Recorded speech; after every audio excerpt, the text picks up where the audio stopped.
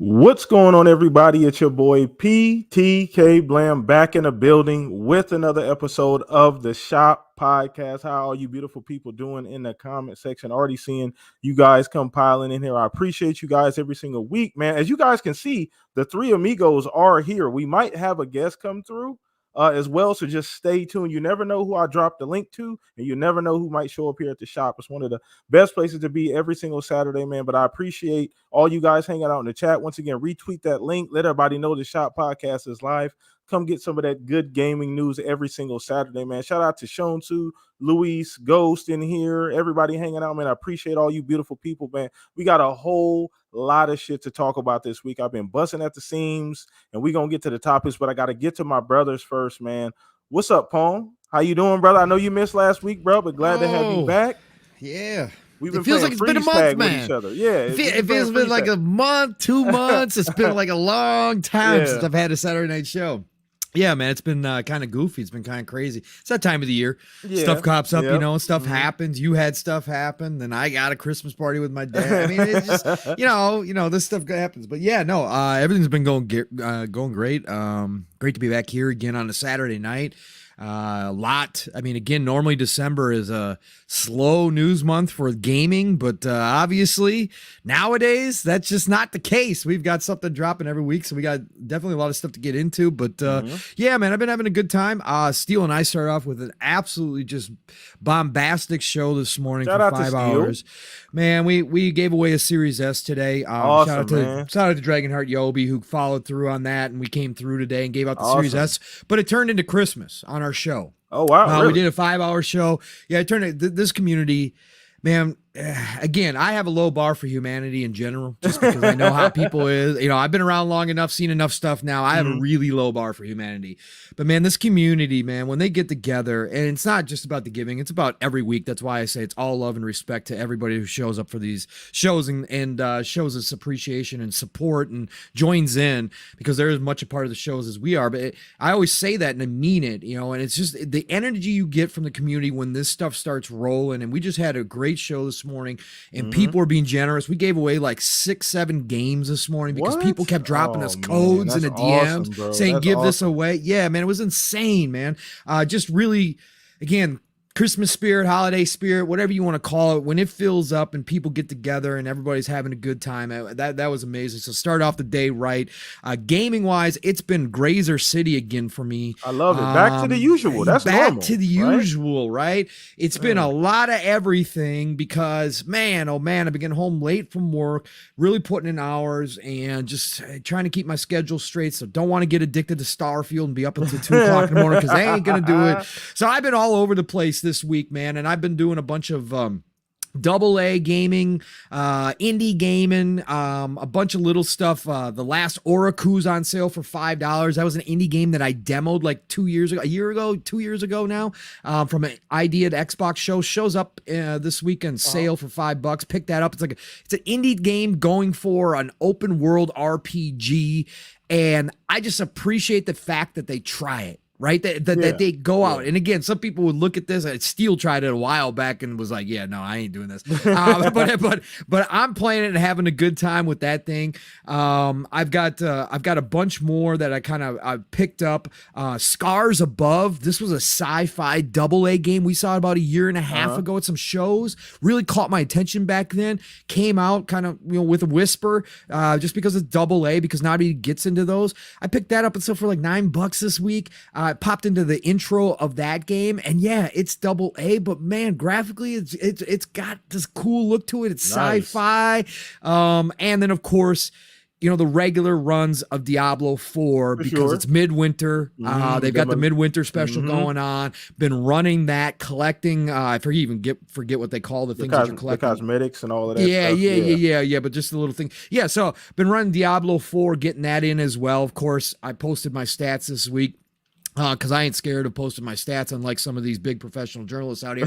I posted my stats, and I again, I knew I was close, but when Xbox dropped their official stuff, it actually wound up, I don't know if you all saw it, but I was tied. Starfield and Diablo tied in the exact amount of same hours, right? 346 hours apiece. That's So called yeah, balance, people. That's a balanced gamer it's right there. crazy, man. Crazy. 700 hours between 2 games this year. That just don't happen for this Grazer at all. But that's the type of year it's been. Big games. But yeah, man, I've been having a blast. Again, just trying out all this little stuff. Lots of sales going on right now. I said I wasn't going to buy any more games because I'm so packed. I'm so full. It's over the brim. We got more games coming, but I see these sales and $5, $10. I'm like, I'll try a lot of stuff. I'll throw it in the back library. Hell, I've even got the Saints Row Legendary Edition on its way because I found the physical copy, the big boy edition with all the expansion. $20 on Macari, brand new in the box, tin case. I bought it. Again, I tried it when it was free to play, and I told you all here that as long as you don't treat it like a Saints Row game, if you just treat it like an open sandbox generic action game, it's got a lot of fun to it. It's not Saints Row. It sucks. It destroyed Volition. It was one of Embracer's first and biggest and last L's because that was one of their big AAA games, but there's still something to it. But man, somebody had it on Macari for $20 brand new. I was like, oh, okay, all right, well, I'm gonna do that. So yeah, my backlog just keeps growing, it gets bigger and bigger, but I'm having a great time and we got a lot to talk about. So let's do a PTK. Awesome. Just glad to have you back. The energy, the balance. We just talked about it, man. The three amigos here. Like I said, chat, there might be some people dropping through. I always send out the link, man. Send out that bat signal. So you never know who might stop in. But shout out to you, Pong, for being back this week. Like I said, we need that Duracell battery every week, man. We missed the energy last week. Mav held it down, had another guest hold it down as well, too. So, but glad to have you back, brother. Nothing's like having the three amigos together, man. And shout out to you, Watchmen. Shout out to Froggy T. White, everybody in chat, LAD for becoming a member of the Shop Podcast. Appreciate the support, man. You get some cool shit. Lad, what's going on? Hell yeah. For sure. Appreciate that, man. Thank you, man. But appreciate all you guys in chat right now. But let me throw this over to Fuzz. How you been, Fuzz? What you been playing?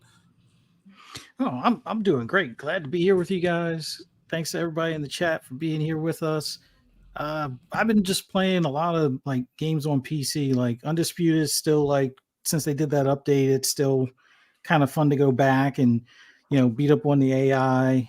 Still only around intermediate. Pro, it's like I can win like 66% of the time or 70% of the time. But, you know, the other ones, I'm just testing out the, I guess the new cuts and bruises or swelling model, because they now have it where you can kind of like break people's noses. I don't know. I haven't busted a lip yet, but you know, for a boxing game, hopefully they get all this stuff, you know, smoothed out by the time it comes to console, hopefully, you know, next year, but having a lot of fun with that. And then Ready or Not finally did its 1.0 full release. So if you wanted a more slow pace, you know, Rainbow Six, that's the game to give a try. Haven't tried the school map yet, but yeah, they definitely went silent for a while and didn't have any updates or anything like that for a while. But yeah, what a good way to kind of finish things off, go with the full release now and, you know, have it where I guess the modding community can go for whatever they may have missed as far as other mods and things like that. But it's pretty solid if you want to do like a SWAT tactical, slow pace kind of game. The AI are a lot better than they were prior.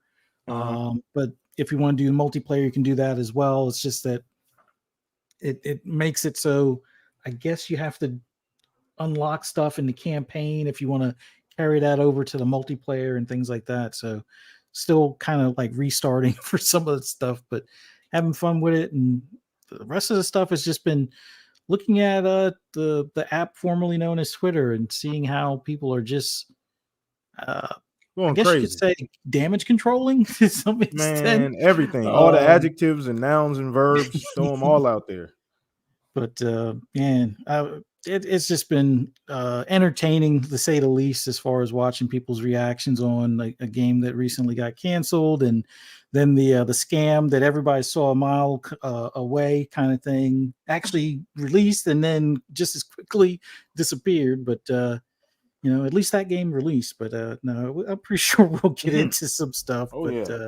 Man, glad to be here with you guys. Let's do this. Man, let's get into it, man. I am ready to go. Like I said, I've been chomping at the bits. I actually been a lot more active. I don't know if you and Pong noticed on Twitter, at least the last like 3 or 4 days. So, I've been in my bag a little bit. But shout out to Chad. I appreciate you guys. Shout out to you, Fuss, for coming through, always being here. Mr. Consistent, bro. Thank you so much for hanging out with us every single week, bro. But like Fuss said, let's get to the shits, man. So shout out to everybody in chat. But we are talking factions too, man. We're jumping off the porch on this one. You guys might want to retweet that link. Let everybody know we're in here because this is going to be juicy. I got a whole lot to say about this. So, like I said before, if you haven't been living under a rock, we got the announcement that a long awaited first party Sony game by one of the premier studios in gaming. I think we can all, attest to the quality that Naughty Dog generally puts out when they make the kind of games that they make the kind of games that they know how to make.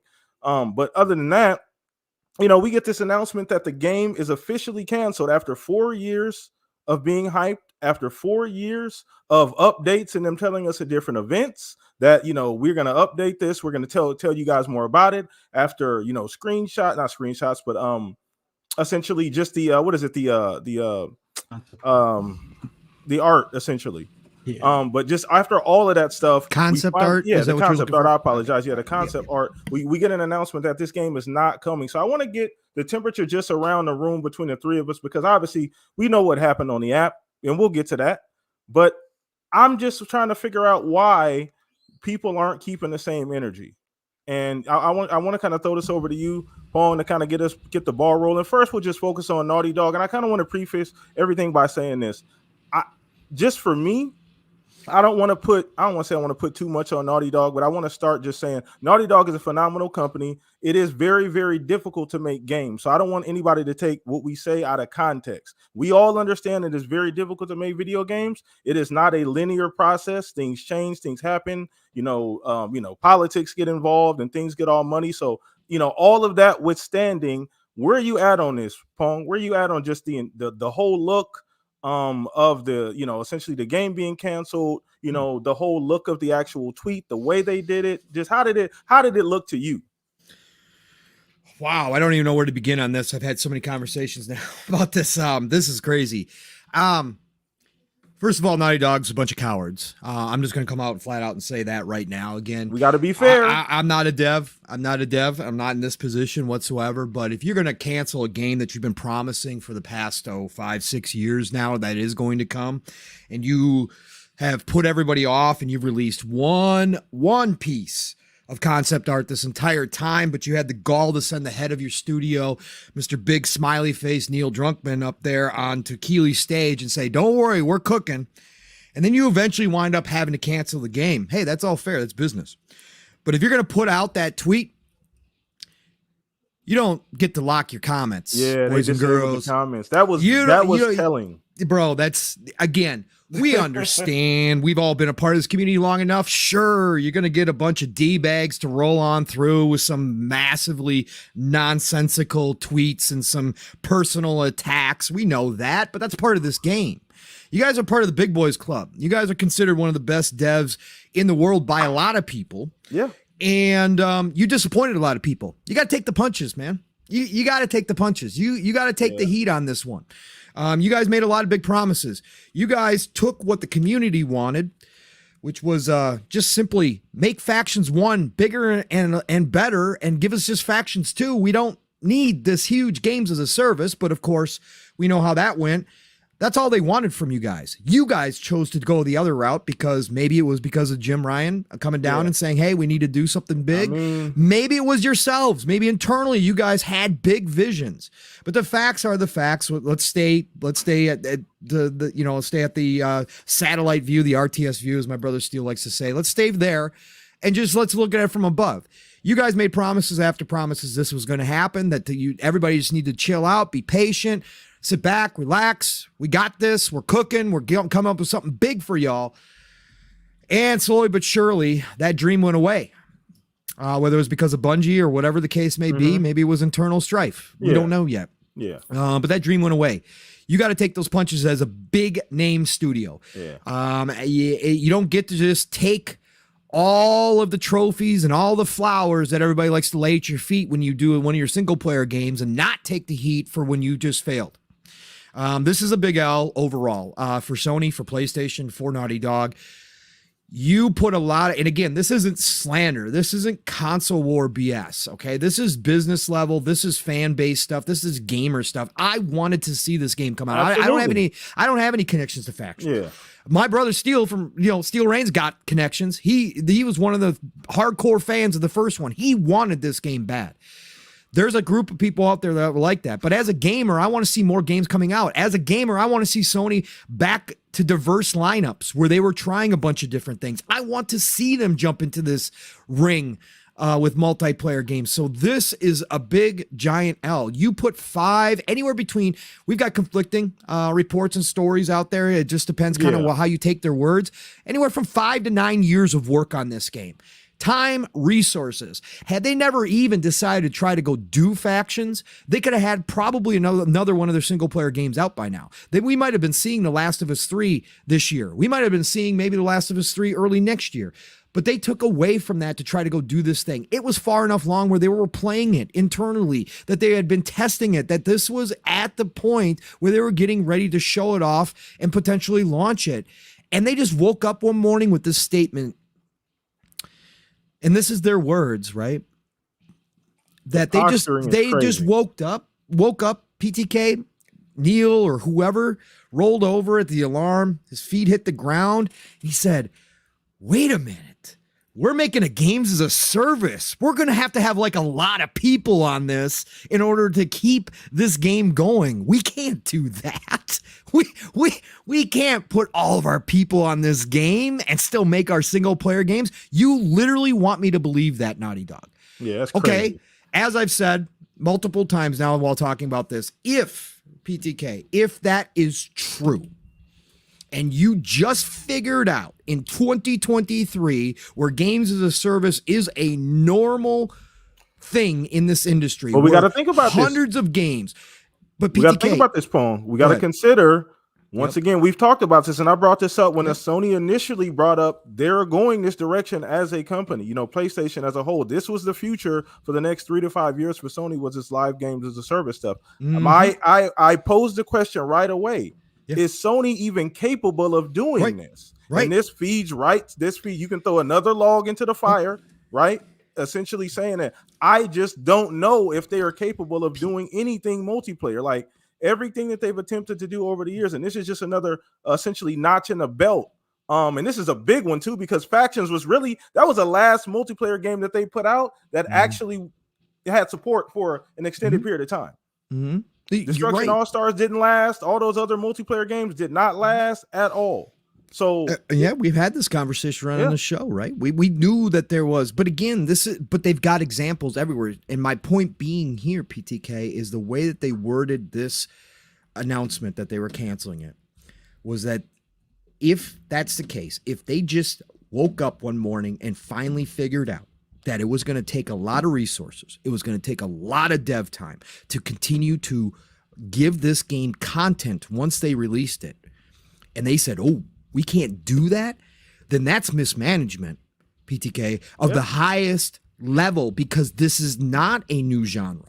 This is not a new game that they're just trying to break through and nobody's ever seen something like this. They have examples, hundreds, thousands of examples at this point in 2023 of games as a service, of big multiplayer games. There's no way they didn't know that this is what it was going to take. Plus, they just paid nearly $4 billion for master cooks to come in named Bungie to help them with this stuff. So how in the world could they have gone this long into production, taken the game from smaller roots, which they've admitted they had a smaller game. They were going to come out with a Factions 2. Somewhere too, by the way, this turned into The Last of Us Online. I had never heard that name before. I don't know why. Somewhere, I never heard that either. Yeah. Somewhere you took Factions 2, turned it into The Last of Us Online, and decided to go big. And yet you all of a sudden woke up and said, yo, we can't do this. That's BS to me. That is flat out BS to me. What this sounds like, PTK, and I'm going to tell it from my opinion. This is all me. This is nothing else. Obviously, I don't have any inside connections. But from my point of view, PTK, this says to me that Sony and PlayStation don't have that courage to jump in the deep end, and they don't have the resources right now, PTK, because we've talked about how thin they are running themselves right now. They have spread themselves out amongst a whole lot of different places. And we said, what does that mean? Did PSVR 2 take away from what could have been more so on the console side, more so into this initiative? We asked these questions because this says to me they don't have the resources to invest. You're going to tell me your A1 studio. Now, again, some people will argue Insomniac's a better studio. I'm here to hear that, okay? That's not a problem with me. Yeah. But I'm just saying, one of your A studios with one of your biggest IP advantages in your corner for launching a game like this with your fan base that other games don't get because they don't have the established identity that The Last of Us and Naughty Dog have. You have all those advantages. Your A+ studio is sitting there in charge of it. And you're telling me as Sony, as PlayStation, as Jim Ryan, as Herman Hulst, you're not going to give them the resources, the money to go hire out and build out that team? You're not going to give them the opportunity to go make their single player games, but also expand and get their big multiplayer game off the ground? That tells me you have no courage to be in this business. As far as the multiplayer side goes, you don't have the balls to jump into the deep end. You want to dip your toes in like we've seen other companies do. You want to chase the golden pot at the end of the rainbow, but you aren't ready to run that far. You are not ready for this. This is not the type of area that you can dip your toes into. You have to jump in. You have to make mistakes. You have to learn to grow those games out as they fail or as they have problems, as we've seen other companies do. Either you have to do that if you're going to be Sony, if you're going to have yourself boxed in where you have to come out with this big $100 million full budget multiplayer games as a service game, premium quality, and you aren't going to take the heat if you come out with a smaller experience, then you definitely have to do that. Or you have to come out with the smaller experience, is what we talked about here is too, PTK. You have to come up with a smaller experience. You have to take your lumps, you build it out. You're telling me they couldn't have scaled this back, PTK? Man, they couldn't have scaled this back and dropped it? I'm trying to figure out where in the planning did this fall apart? That's what I'm saying. Who didn't forecast what this management, bro, to get done? Where's the articles, bro? Where's the 343 articles that we saw? We criticized 343. Where are these articles asking these questions? For couch co-op and campaign DLC, people wanted 343 shut down. They wanted Phil to say, take the whole IP away from 343. And we got a complete game. The game worked. It worked perfectly when it came out. Missing 2 modes, and people said, take Halo away from 343. This game, this whole mode that people have been waiting on for 4 years gets shut down. Everybody's like, look, it's better that they pivot. They should just really stay with their strengths. What the f is that? Like, where do we do the innovation is necessary in this type of industry? Like you said, you can't just dip your toes in. Like you said, this is one of them things where I hold Naughty Dog in high regard. You guys might not understand that or not understand it, but we don't talk about them a whole lot on this show. But I am very, very aware how talented Naughty Dog is, and this has nothing to do with talent. I think they're talented enough. They've clearly shown with Factions 1 they know how to make a multiplayer game that people will enjoy. So we're in the process that this fall apart, right? And when did you wake up, Neil, and say, you know what? This might be too big for us. Like, I don't really know. I mean, can this win us any awards? Are we gonna get any awards for this? Nah, you know what? Never mind. That's what it comes. You know what? Forget it. Blam, this is already their biggest studio. They are the largest studio underneath PlayStation, I believe, in personnel, right? In depth. They are the largest team studio. They went out, PlayStation went out and okayed them, greenlit them to get nearly 2,100 people to work on The Last of Us Part 2 single player. They greenlit all of that extra hiring, all those contracted devs, all those other teams that they brought in. Are you telling me that you didn't have the faith in this team to punch through, to make this game work, that you would go invest like you did in the single player to get what you have said is a need, a desperate need to have games as a service on your platform for a variety of reasons, which we all agree with. Jim Ryan says it is not sustainable to continue to do single player without having other streams of revenue. Herman said that as well too. So are you telling me that your A1 team, that you allowed to go hire like 15, 1,700, 2,000 people to finish off the single player version of The Last of Us Part 2. You weren't going to go allow them to go get maybe another 500, 600 people to start working on this to make sure you got content coming out for the multiplayer game that had the potential to be one of your biggest moneymakers if you did it right? Because you had all the advantages. That tells me they're scared, PTK. That tells me that they don't have it in them to do this. They don't right now. It tells me everything. And then just to kind of turn the page just a little bit here, I know we talked about Naughty Dog, but just the reaction as well. I know we go back and forth on this app and people get upset and people say, oh, the fanboy stuff is childish and all of that. But listen, we all got eyeballs. We all are on Twitter and seeing things. The reaction, why the I don't understand why isn't there any blowback? Where are the 26 articles 2 minutes after this news comes out? Metro, where are you? IGN, where are you? They wrote articles, but they were pretty neutral, weren't they? They wrote a bunch of articles and they were about as deflective as the actual tweet itself. Yeah. I will say that the circus, the fanatics on the PlayStation side, they've broken rank. There are some actually now asking questions. I know.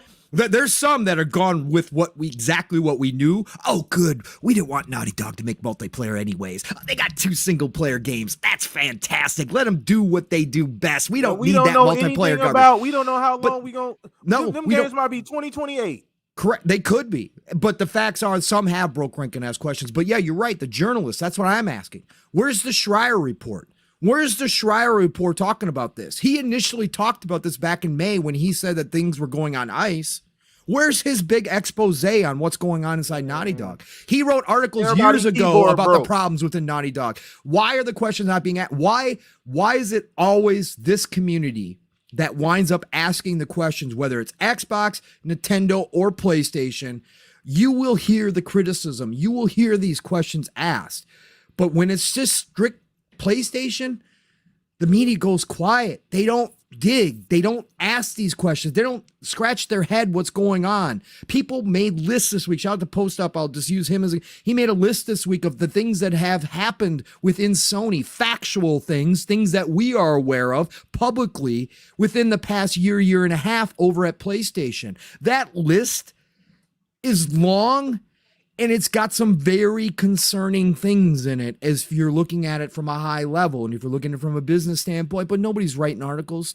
But yet the minute Halo Infinite showed signs of trouble, holy cow, we had months. And again, we talked about it on the show. We were critical of 343. We had our conversations about what was going on, and we were right about a lot of things.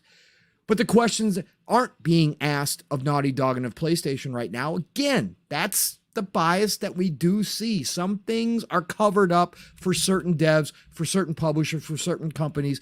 Other things, when it's somebody else, are exposed extra hard. And that's pause. But that's what happens here. And we're seeing it live right now with this Naughty Dog situation. They broke a promise to their fan base. Forge mode, co-op mode for Halo Infinite was written about time and time again about how those should have been there. Those were broken promises. I remember. Naughty Dog made this promise a long time ago that they were going to have factions. First, it was coming with The Last of Us Part 2. Then, we just need 6 months, maybe a year. We'll get this thing out to you guys. And then it was, it's turned into something bigger, but it's cooking. We're going to have something magical for y'all. And here we are all these years later. And now you're canceling it. Crazy. And nothing written. Sorry, I'm taking up a lot of time. I just think this is fascinating when it comes down to this stuff. This stuff is crazy. Perfect timing too, because our guest just showed up. What's up, Asante? Good evening, ladies and gentlemen. What's going on? What's going on, brother? I told you, chat. So you never know who will pop in. Shout out to Asante for coming through. And you came in at the just perfect timing, Asante. I love it. Since you got that new Tesla, you got new energy. Stop it. Shout out to the Tesla as well. So I see I'll be in your timeline, KSI. I appreciate you, bro, coming through. But so I don't know if you heard. I've Go ahead, been bro. listening to the conversation. I've been listening in the background. I've been jump hearing right in, Pong please do. on his sermon, you know, and I'm just here to throw some more flowers at the man's feet. It's been a while since we've heard you preach, sir. Continue, Appreciate because you. I agree appreciate wholeheartedly with everything you are saying right now. Appreciate it, Sante. No, I don't want to dominate the show. We now have a guest on top of, we gotta get Fuzzy's bars off. So it's been a while since I've been on the shop, unfortunately. So it's good to be back. So I'm feeling it right now. Go ahead and jump in, Sante. Yeah, go ahead, brother.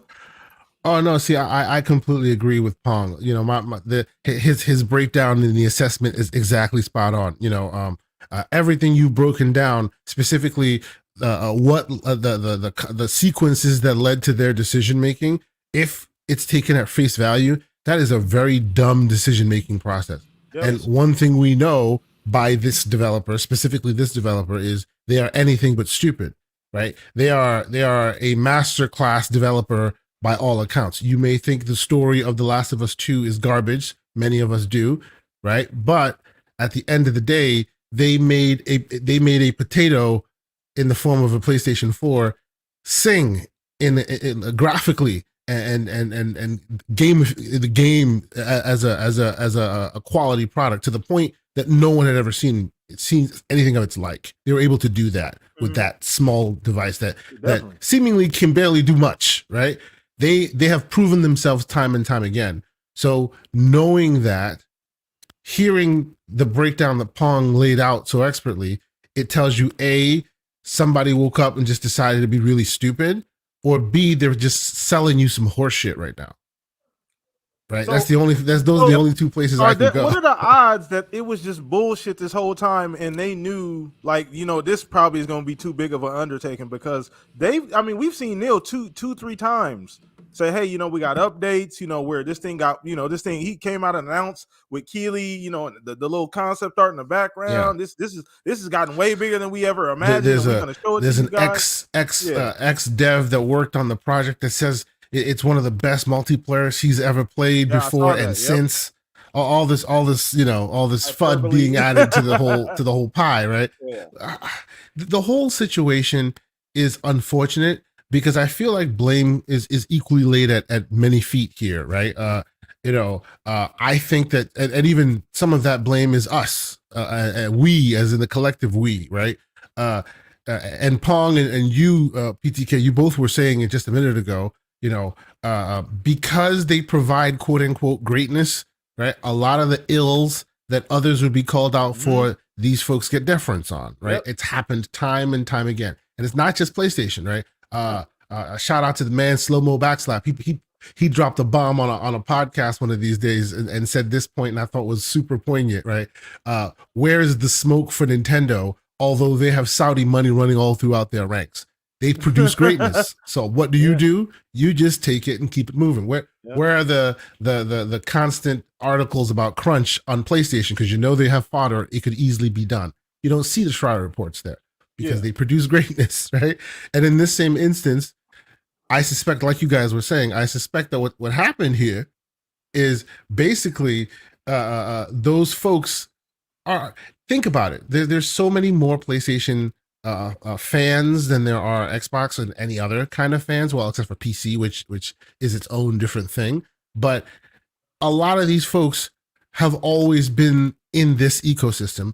They enjoy this ecosystem and they also write for this ecosystem, right? Yeah. So if you see the ecosystem that you love so much going the wrong path, you'll talk about it. And then you see they're going well, the articles will be glowing. It'll be, hey, they're on the right path. Hey, they've righted the ship. And you see those. I've seen a few of those, right? But you don't see the scathing, hey, where's the mismanagement articles and things like that. Of course you don't. You don't see that, right? So maybe much like a recent past, we can all start throwing digital pitchforks at IGN and they'll write that article in 6 months. I've already thrown mine. I let them fly. I'm fresh out over here. You know what I'm saying? Yeah. You know, so just like they told you that the PlayStation's increase was bad 6 months ago, maybe in 6 months we'll get one that says, hey, you know the stuff that happened with Naughty Dog, that at that time at that place, that was bad. We should have said something. You know, Asante, it's hard. To be honest with you, bro, I just want to. I know things aren't fair. Just I just want to kind of look at it from this standpoint too. It's kind of interesting to me that, like you said, quality on one hand is a big deal for PlayStation. You know, that's kind of where they hang their hat. You know, especially first party, especially Naughty Dog, right? I've always posed the question: what is the issue? And this is really a microcosm of a larger issue that PlayStation has that Pong touched on. They've been away from multiplayer for so long. They've neglected it for so long. They don't even know how to. They don't even know how to take a dip in the pool. Like they forgot how to swim altogether. Like we don't know how to make these particular types of games. On top of not only that, Asante, you've weaned your fan base on thinking those are bad. Those kinds of games are bad games. Not that they're just games to play outside of Call of Duty, Fortnite, because that's primarily what a lot of PlayStations get their multiplayer, kind of fix from. Outside of that, anything that's not action, adventure, narrative, third person is not a quality enough game for me to play on this coveted PlayStation that I own. You've told them that for 20 years. Can I throw a curveball at this for a minute? Yeah. I contend that Naughty Dog does know how to make quality multiplayer. They do. Factions 1. Because it's not just Factions 1, right? Also, there's a small but very, very vocal contingent that still to this day will not shut the hell up about the Uncharted multiplayer, which was amazing, right?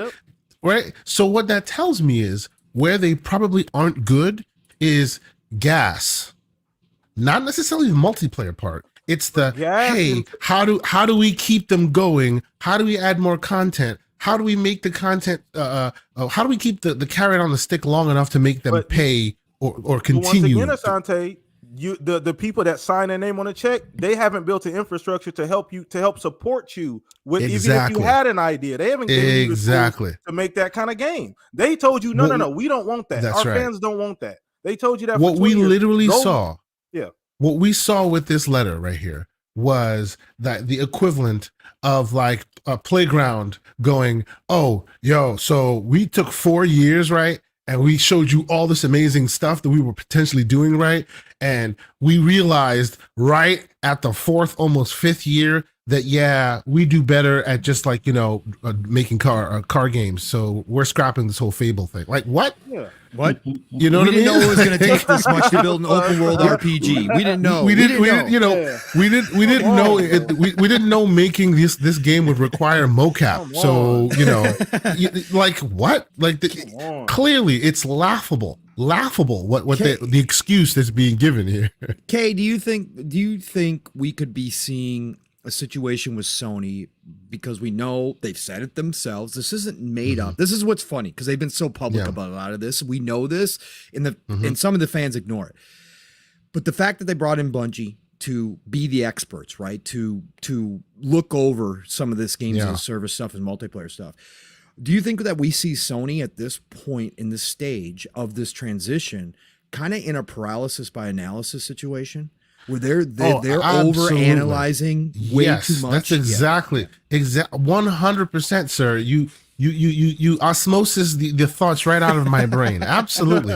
And it's hilarious because you and your partner are in the chat saying exactly what I am thinking. He's in there with caps going, you don't need a carrot. Right. Yes, absolutely. Oh. But because they spend a lot of time analyzing all the various successful ones, they only see the carrot. They only see the Fortnite. Oh, how many people keep buying these skins? How much do they keep paying? What do we do to keep them buying these skins? Oh, how many people pay for Destiny seasons? How often do they pay for them? Instead of relying first on the creativity and the quality to hook you and then potentially start throwing those various options at you, they see the dollar signs first. And because of that, go ahead. It's screwing the pooch, right? No, you're 100%. Go ahead. No, it just feels like, and there's a couple things I want to say here, and somebody mentioned it in the chat too. A part of it obviously could be financial as well. I think there's a chance that the budget got a little bit too big for Sony, that Sony was actually willing to commit, possibly as well too. Because Sony has a lot of cookie jars. They borrowing money, doing a whole lot of stuff right now. Absolutely. Obviously, they're selling a ton of consoles, but the bottom line, that's not helping the bottom line overall. Absolutely. So no, you're not wrong. So, you're not wrong. I mean, they gutted Bungie because certain criteria isn't being met. Exactly. We all know by hearing it by all these various other developing houses. We've even seen it on the Microsoft side with, let's say, Halo Infinite and others, right? That in order for this to be good and sustainable, you must build a second team that then begins that flywheel. And possibly because these folks are tightening their belts, it's easy to assume that they wanted to make their core team be that same team that then pulls out, and you can't do both. Right. So at some point they got to pull that ripcord. If any of this conversation, if any of the rumor and speculation is to be believed by ex devs who played it, the core game was excellent. Yeah. Right. It was there. Yeah. It was there, but seemingly they don't have, as the Pong Soul put it here, they don't have the stones to keep it going, right? They don't have the monetary cojones as is necessary to keep that vibe going. So instead, they're bowing out before it becomes problematic. It's unfortunate. And honestly, where I'll leave off on this is, like, I feel like the collective we need to hold their feet to the fire much more. Absolutely. Because unfortunately, usually people are talking about and I call it forgive me here, but every time I do it, the virtual tomatoes come at me. I call it the difference between global warming and climate change, the Xbox tax problem. Yeah. The name will get you, so they change the name to keep the conversation going. You know what I'm saying? I think that the word tax is what ruins the conversation for some. So y'all need to work on changing the name. But the inherent bias, right, is in full effect here. But at the end of the day, in this specific instance, that inherent bias is even being problematic and hurting PlayStation as a whole, because it's not giving them the creative criticism that they need in order to potentially change. They're just too busy, happy that their team is doing what they want. It's very unfortunate. Yeah. So let me let Fuzz get his bars off. I know we've been chopping it up here. We can go all day with this, and we just might. Who knows? But shout out to Zing. Shout out to everybody in chat, the 65 plus people. You guys are fucking awesome. Share the link out. I appreciate you guys, man. But Fuzz, we are knee deep on this, and I know Asante Pong brought up a lot of great points, and man, it's a lot to cover here, man. And I guess one thing I want to bring up, maybe to kind of get you started here, is obviously we've talked a lot about, Sony, PlayStation, Sony as a whole. We've talked a lot about Naughty Dog, and I think some people have tried to pass blame between the two. No, this is shared blame. I don't want anybody to get this misconstrued. I think this highlights a larger problem for PlayStation, for Sony as well as Naughty Dog, right? We've talked about the roadmap or the lack thereof a roadmap, and this kind of puts a linchpin in that. Like, you have even less of a roadmap now. You've thrown this out the window. We don't know when those 2 single player games, by the way, that you used as a shield, you use those 2 games as a shield to try and deflect the fact that you threw this game in the trash. You know what I mean? We don't know when those games are coming by up. many. Oh, absolutely. Keep reading, guys. Keep reading. No. They say it right here at the end. Look at the end. No. Keep reading right here. We getting 2 more games. No worries, guys. We're good. But wouldn't that be called mismanagement in other? Yes. Exactly what I said. Absolutely, Fuzz. 1000%. But my biggest thing is those 2 games. Well, we know one of them is a remaster. So if they want to lie to your face and say, well, we had to choose between single player and multiplayer, why the fuck are you doing remasters then? Like, right? Why not do a new IP, since you guys have given up on Uncharted? I mean, it doesn't seem like they're interested in doing that anymore. So these remasters are just making it even worse. But my biggest thing, and I try to look at it from the standpoint of how can they be this blind to what their fan base or the market in general wants? Like, we make jokes about the day before and how it was a scam that everybody saw a mile away. And that's fine. But, that thing got like the most wishlisted game twice before the original withdrawal or being delisted. And then they got it again when it, was actually closer to being launched. And everybody says that game is like a mix of The Division meets The Last of Us. So you would think with factions and the fact that they had some success with, the first factions with the original Last of Us, that would be enough motivation for them to stick to it. I get it. they brought Bungie in as the on the job expert or whatever. But it's funny to me, like if I was Neil Druckmann or anybody of any high ranking enough position over at Naughty Dog, I would have said to the higher ups at Sony, fuck Bungie. Like for the simple fact that they come in here, they tell us, oh, this ain't it. And their game is shit right now. Like they can't even keep players. So how are you going to have the guy tell me that can't do his job, tell me how to do my job? Especially when we had the first game that actually worked and people loved it and whatnot. So it's just funny to me that they gave up on it. And you guys are right. It could be whether it's the financials, it got over budget, but if they hadn't learned anything from Bungie or Destiny or any other live service game, you don't have to have it fully complete on release. Like the biggest thing that the thing that separates the successes from the failures are what you learn from after you launch it and the feedback from the actual community. All they had to do, like you guys said earlier, release Factions 2 as basically a Factions 1 with updated visuals and make it just a little bit bigger to start off with, to see what the feedback is, to see what the draw is as far as if it's bringing in enough of the community to keep it alive and make it worth your while to expand on it. Like, don't go out there and make, 5 seasons in advance and have this, convoluted game that you spend all this time on, and then you wind up like all of that time is wasted. Like, are you ever going to use those assets for anything? Are you ever going to get any of that dev time back in any meaningful way? Are you ever going to recoup any of the money you've poured into this already at that point? Like, I get it. Cut your losses while you're ahead kind of thing, but it just seems foolish to me in the sense that there was at least something there. If we were to believe those devs that there was a playable thing, which I would have to believe that there was something that was playable for Bungie to shoot it down. So there had to have been something that, if they're going to give away God of War, roguelike like material, and it seems like everything is becoming a roguelike as far as, from Returnal to The Last of Us and everything. If they're going to give that away for free, why not just start off with what the bare bones, like a step up from Factions 1, updated visuals, a couple of maps, a couple of modes, just put it out there.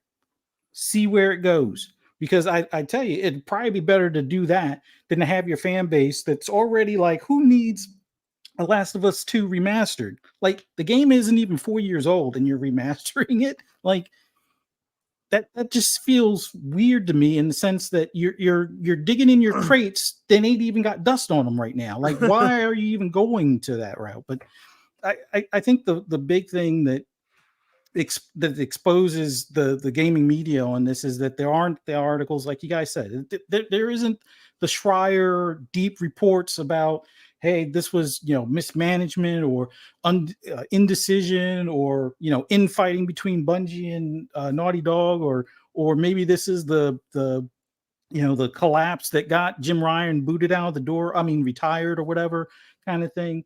None of that's being talked about. Sony has always been that quiet, giant type of thing. Well, I guess you can call them giant or whatever, but like, they didn't even want to talk to the public about their hack back in, what was that, 2011, until the Japanese government made them. Like, that was like embarrassment for the country. You guys better get out in front of this and say something type of thing. Otherwise, they would have probably kept their mouth shut type of deal. And the same thing happened when they got hacked over the Kim Jong-un, movie, or the movie that was making fun of them or something like that. They didn't want to talk about that hack either. It was like people had to see other people's emails and whatnot before that was even acknowledged type of thing. So Sony is just, I don't get what the problem is, whether it's part of the upper management is stuck in their old ways, or nobody there has balls enough to tell upper management we need the change before the lights cut off kind of thing. And I'm not saying they're going out of business tomorrow or anything along those lines, but if they're going to just be the single player experience, after hearing their previous CEO try to put the word out, hey, that's not going to keep the lights on just doing these single player games. Selling 10 and 20 million copies is not enough. We need to have, 10 and 20 million players constantly playing the game, buying $5 and $10 microtransactions or buying season passes or expansion things or whatever the case may be.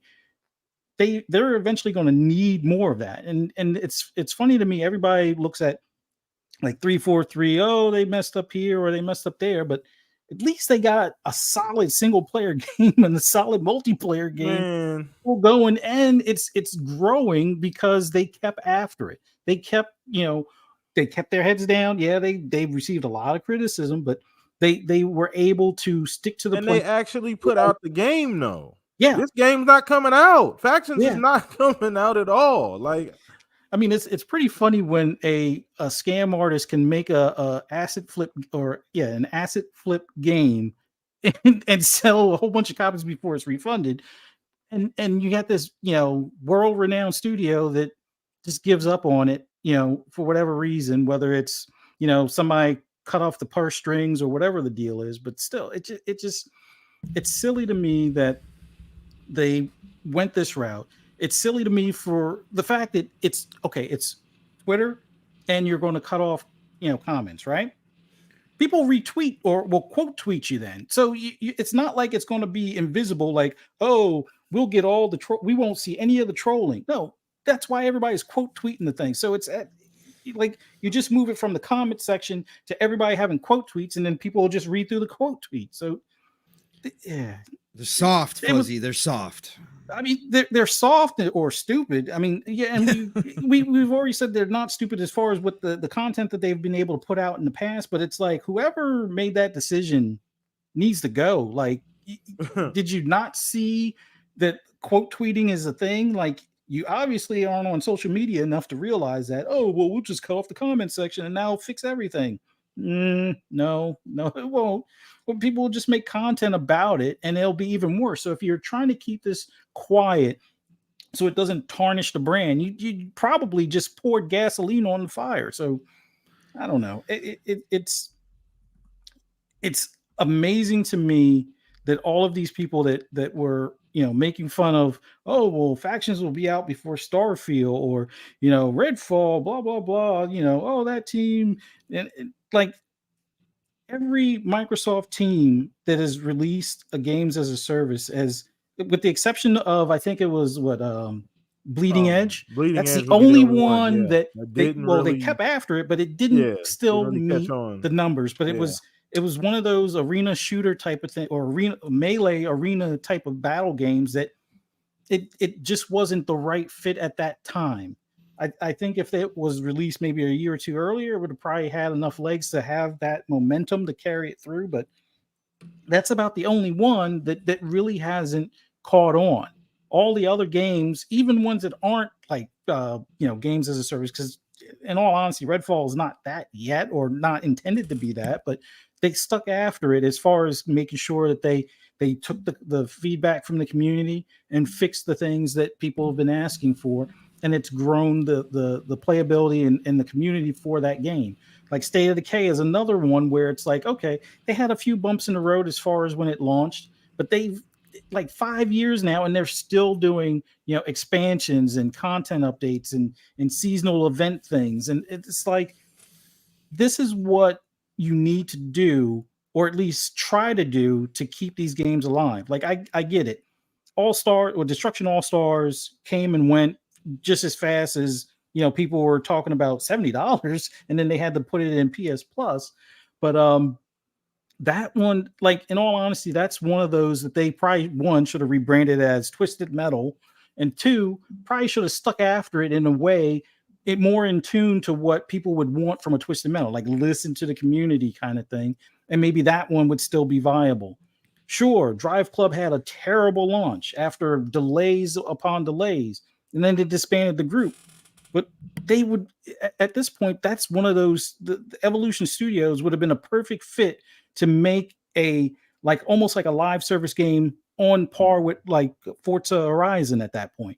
Had they stuck with that, that would have been the thing that could have been their cash cow to some extent.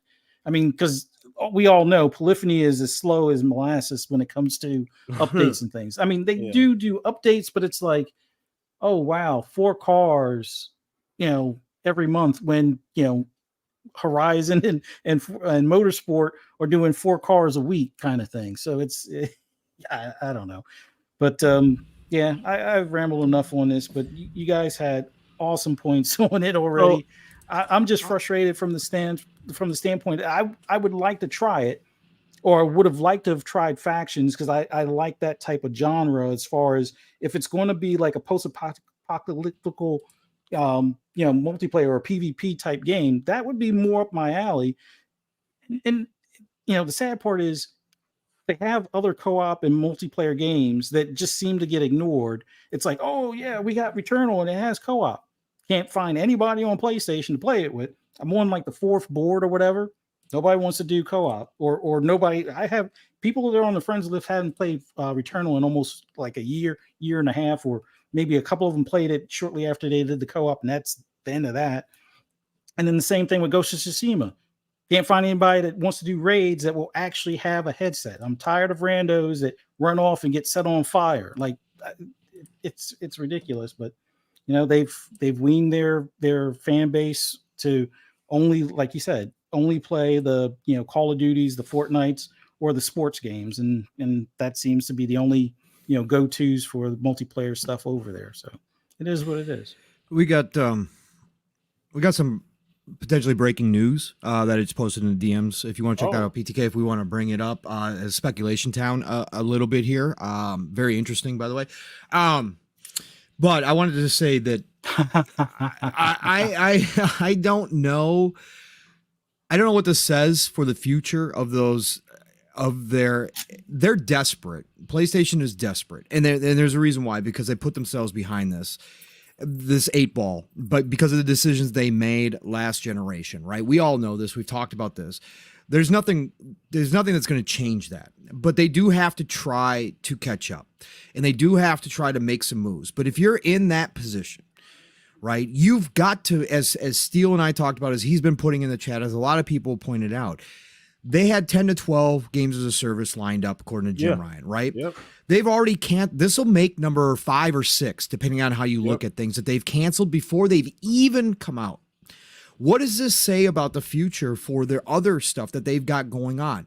So you're going to take your A+ studio with all the advantages. And again, I'm beating a dead horse here, and I know this, but I've got to keep reiterating this. This is genre, right? When it comes to multiplayer, when it comes to games as a service, whether it's battle royale, whether it's extraction shooter, no matter what we're talking about, is filled to the brim. Okay, it's filled to the brim right now with competition. That also gives you hindsight, because you can look at the failures, you can look at the successes, and you can do better. But if we're going to sit here and say that their number one studio with all the advantages of a known IP, a beloved IP that already does have some established multiplayer from its past, it has a small but very passionate community surrounding that multiplayer, and you're going to tell me that through all of that, right, and having one of your best teams on it, that you're not going to have the confidence to put something out there, to give it a chance. What does that say for a studio like Haven, right? And Jade Raymond's team over there. Again, love what they did, but brand new IP, extraction shooter, which is now getting flooded. They're late to the party. And you're going to tell me that PlayStation is going to back that up and go through potentially, again, it could come out and catch fire and be great, but we just saw another one come out the finals that does bring something different to the table that is catching fire right now. So unless that game is going to do something crazy or really bring it in a different way, that could come out to rough waters. And it has an advantage over the finals, being a known quantity, right? Having already a built-in fan base. Yeah. That's what I'm saying. So if they're going to cancel this, if Haven's game comes out, no matter how big a production it is, no matter how great it is, and it hits troubled waters, which chances are it will, as most games as a service multiplayer games will. If it hits troubled waters, what does this say? We honestly believe PlayStation is going to sink a bunch of money and resources into a game like that to try to bring it back and try to make it better. I just don't see it. That's what I'm saying. We could wind up with every single one of these games as a service games being canceled. We literally could at this point. I just have no confidence in our PTK. Them being away from them completely ignoring multiplayer for so long has come back to bite them in the ass. They've allowed Xbox, and once again, we're being fair here. I have no, like, it is what it is. We're just looking at the facts and kind of saying what things are. But at the end of the day, this has come back to bite them in the ass. You know, you've allowed Xbox to kind of gather themselves and build a moat.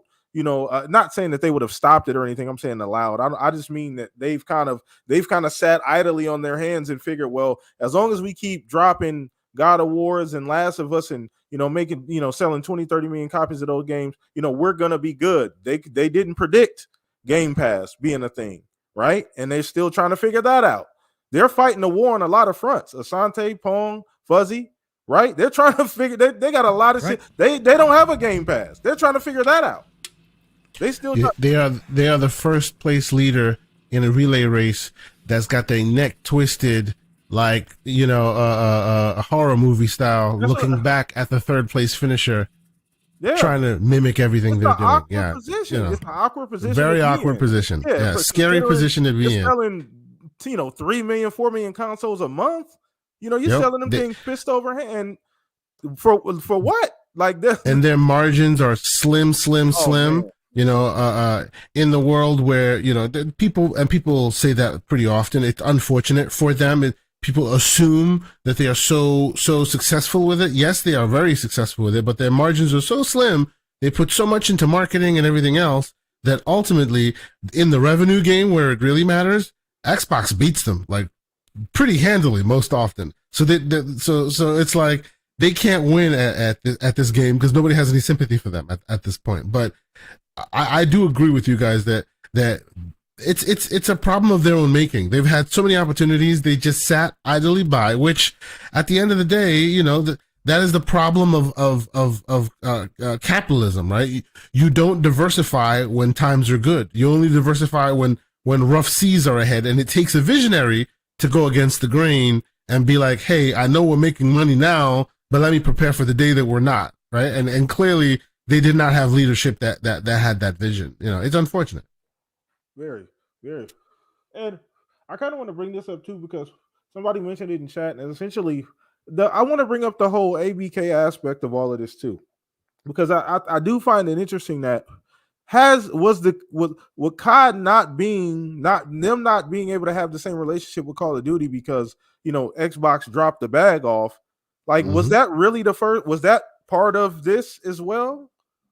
Like, I mean, did that part, you know, was that part of the, you know, was that part of an ingredient in the recipe that, you know, that's what's going on? That could have been, you know, was that part of the ripple effect? I mean, it's speculation on my part, but I would quickly assume, and please, someone disabuse me of my wrong notions, but I would think that they won't feel it in the wallet, not just yet, because the existing hasn't exactly run out just yet. Right, when and the existing this is the equivalent of the last album on the record label for them, which is the Call of Duty that's out there now. So they're still gonna eat off of this one, right? Not as much as they normally do because they would just have that ridiculous bag. But I still think that they're still going to be handily getting something from this version of Call of Duty. Now the next iteration, which obviously every company has to be looking 16 steps ahead. That's where they should be worried. But I think at least in the short term, and please, again, correct me if I'm wrong, in the short term of what was marketed to them, what was originally contracted with them before Microsoft bought them, that still stands. Okay. That's interesting. I mean, in chat, what do you guys say? Oh, left speaker for me also. I don't know. They say they're only hearing this in their left speaker. I'm not sure what's going on with that. Weird. Yeah, that's weird. Huh. I don't know, chat. I'm not 100% sure. Nothing's changed on my end. Yeah, testing 1, 2. Oh, there it is. There we go. There it is.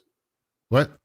Oh, was it from my end? It might have been you. Ooh, interesting. Yeah, okay. Yeah, you're good now. Yeah. Excellent. I think it was a rogue StreamYard button that went to stereo. I was like, that's weird. Okay. No, you're good. We're good, chat. Sorry about that. Sorry about that, chat. No, we're good. We're back on track here. But no, and chat, obviously I want to ask you guys about this too, the whole ABK. Is this kind of a ripple effect? Pong, I don't know if you want to tackle that. Fuzz, you want to dive in on that too because I just feel like, removing Call of Duty, them not being prepared for that. I don't know if they saw that coming or not, but then I don't think they thought that Xbox and Microsoft, I'm sorry, would fight as hard as they did to, to keep that company and really go up to bat and really stay behind get behind that whole ABK deal and really fight for that and win. I think at some point they really felt like, there's no way they're going to spend the time, money, and resources to really get this one company. Like they already spent, X amount of money on it. They're really going to sit in court and spend all this other money and buy a building full of lawyers and take all this time to do this and sacrifice part of their roadmap. They're not going to do that. They're going to bow out. We're going to be able to continue our same agreement with Call of Duty going forward with Activision. No, I mean, the old Xbox would have probably bowed out, or not the old Xbox, but the old Microsoft before Satya was all in on gaming. I think they relied on two things. One, they relied on third party far too much, obviously, and they were kind of caught off guard, even though it wouldn't have been like an overnight thing, but you want to kind of have like that 2-year, 5-year, 10-year kind of plan in place kind of thing. And I think they probably figured they had at least 5 years, going into almost next generation where they would probably have, a pretty handed contract with, Activision that they could rely on. But then on the flip side of things, if you look at how Microsoft didn't really support Xbox, a lot of the previous years, that's true as well too.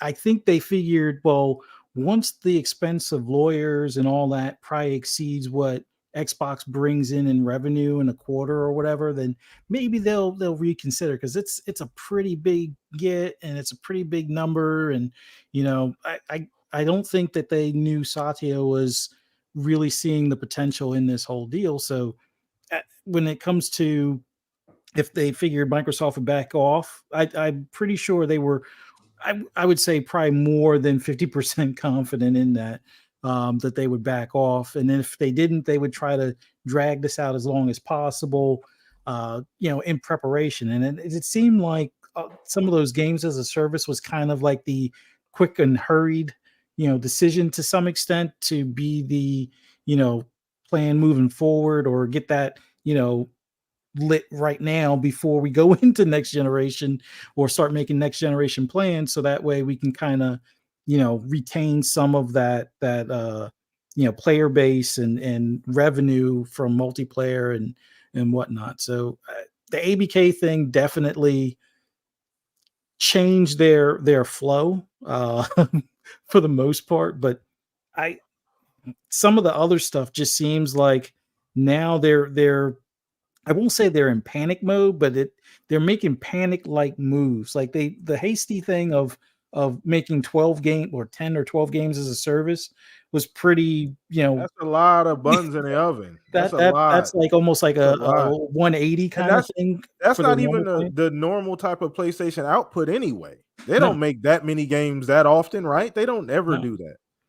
So with them doing that, and then, after I guess they see that this is harder than expected, they're doing almost like a Google with Stadia and be like, no, let's cut that in half, because we need to shore up this time frame between, the next 2 years or 2 to 3 years. And if we don't see things change, then we can't be working on stuff. If the first 6 don't succeed, then we got to figure out a plan B or plan E at that point, because it seems like they've gone through quite a few plans, because they went and did the whole PlayStation PC thing, and they really haven't brought that to fruition. I mean, yes, they have games on Steam, but it seems like they're so far behind the 8 ball. Like I'm wondering, because it wouldn't be the first time they delayed a remaster for the PC. Like when they did the remaster of what game was it? I think it was either Uncharted or maybe it was the Spider-Man one that they did. They did the remaster on console, and then it was still like a 6 months to a year before they had it on Steam, even though they had it was wish listable on Steam. they just weren't Yeah, committed. that was the Spider-Man version. Yeah. So I don't know. The ABK thing definitely made them walk differently. Let's put it that way. Yeah. Paul, I mean, jump in on that, Paul, because you Yeah. know this is that. I mean, it's a different angle to look at it. I mean, and once again, we're just talking about we don't know. We're just I'm not necessarily connecting dots here, but just looking at the larger picture, the ripple effect of the whole ABK deal, and how big of a piece of the pie that was for PlayStation. As far as that being out of the ecosystem, even though this year it is not. In the next couple of years it will be, but kind of looking forward, like what kind of, do you think that this had any effect on, kind of by and large, to where factions ended up at? Could that be?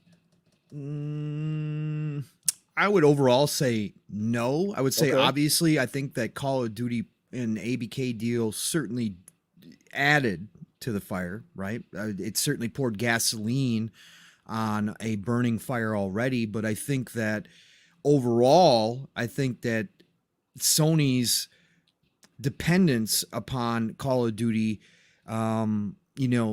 probably.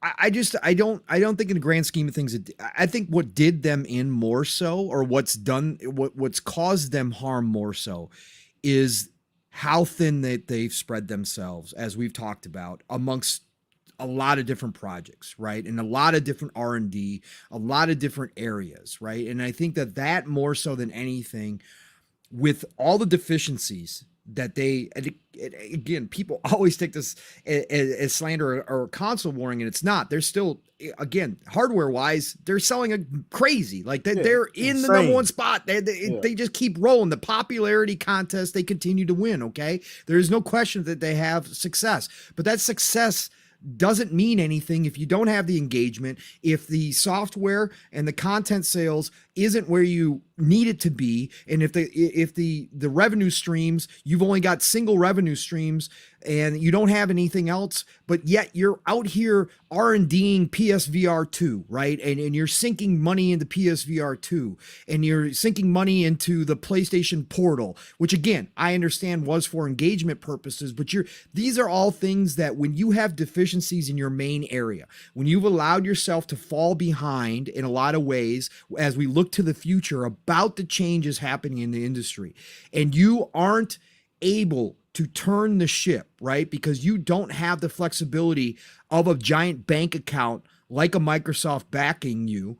You don't have the flexibility to instantly turn on a dime when these things start happening, but you haven't also prepared for these things in a lot of ways.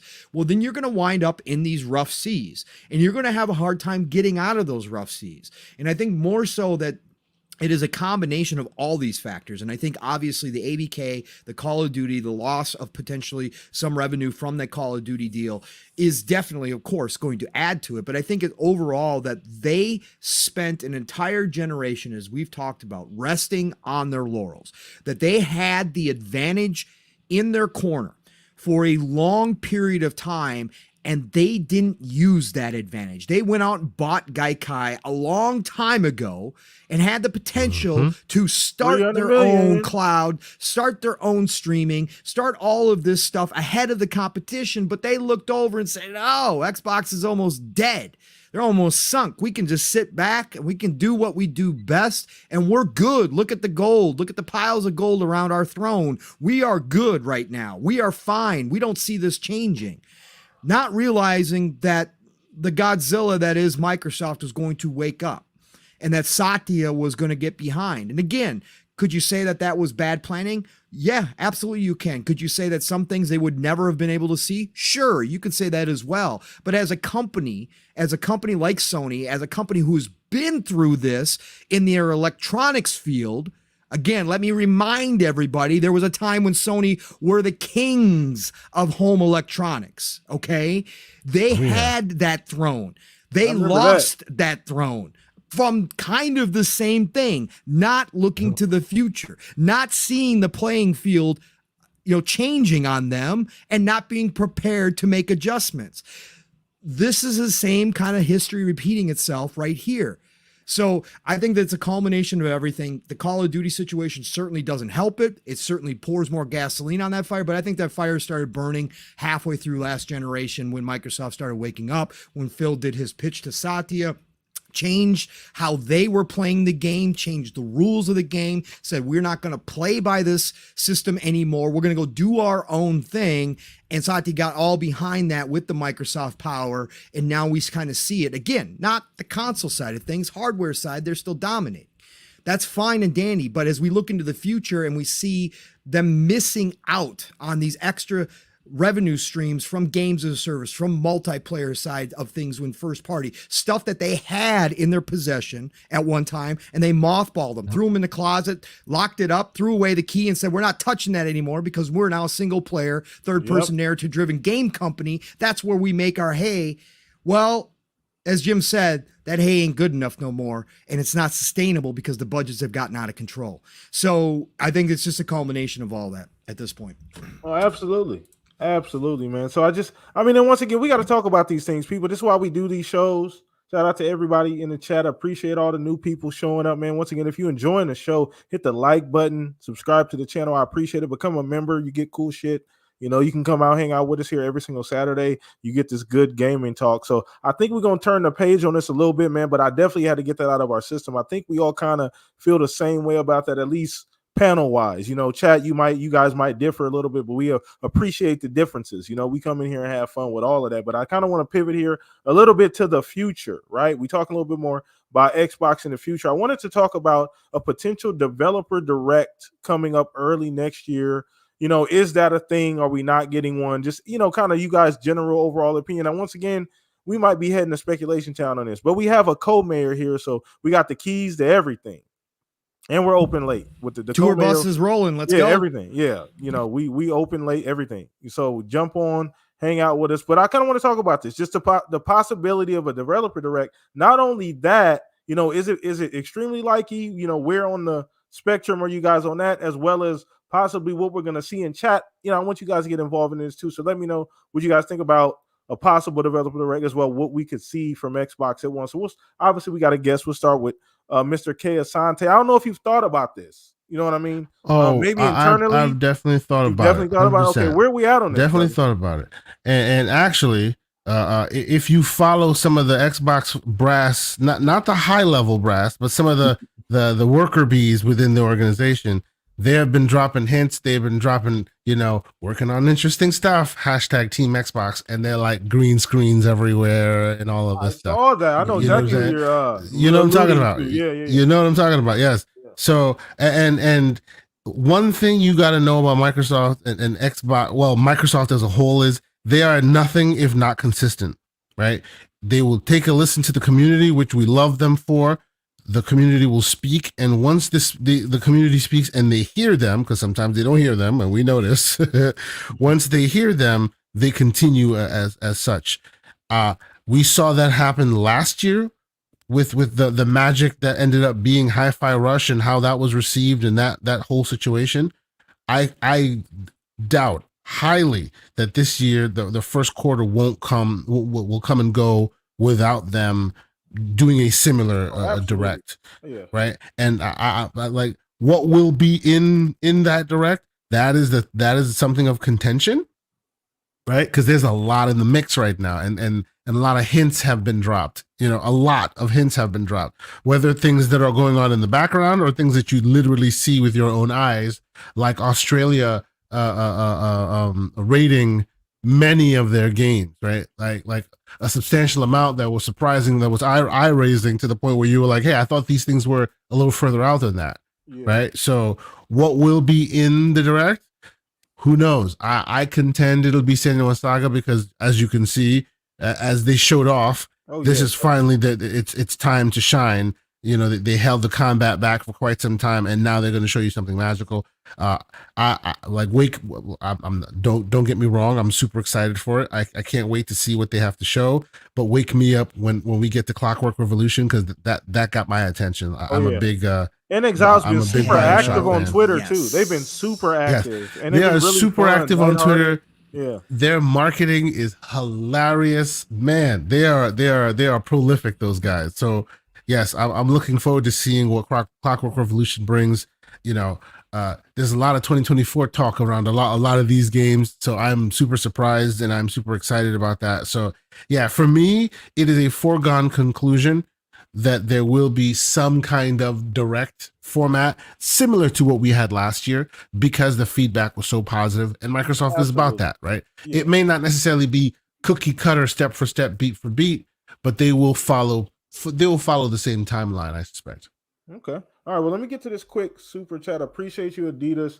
10 with the 10 spot, Adidas 20 with the $10 super chat. Thank you so much. He said, "What's up, fellas? Just know this is the only beginning. After 20 years, Microsoft is 100% behind Xbox for sure, brother, for sure." Shout out for once again for the $10 super chat. Appreciate you. So, great take, Asante. I agree with you, man.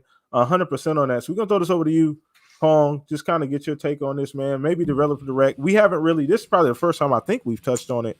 Maybe we have before, but I don't think we've really kind of got into it. So once again, you brought up a lot of great points, Asante. So Paul, I don't know if you want to build off the fact that I've seen some things, so I can confirm that I've seen some, like you said, worker bees, no disrespect at all, right?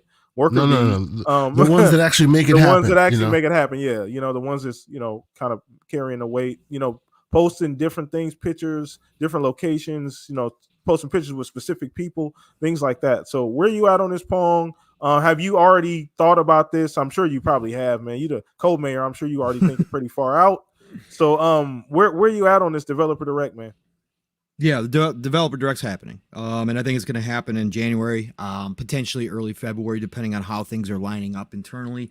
We're getting another one. If anything, the Game Awards showed me, again, we did talk about this kind of at a high level. Now that the ABK deal is done, the acquisition's over with.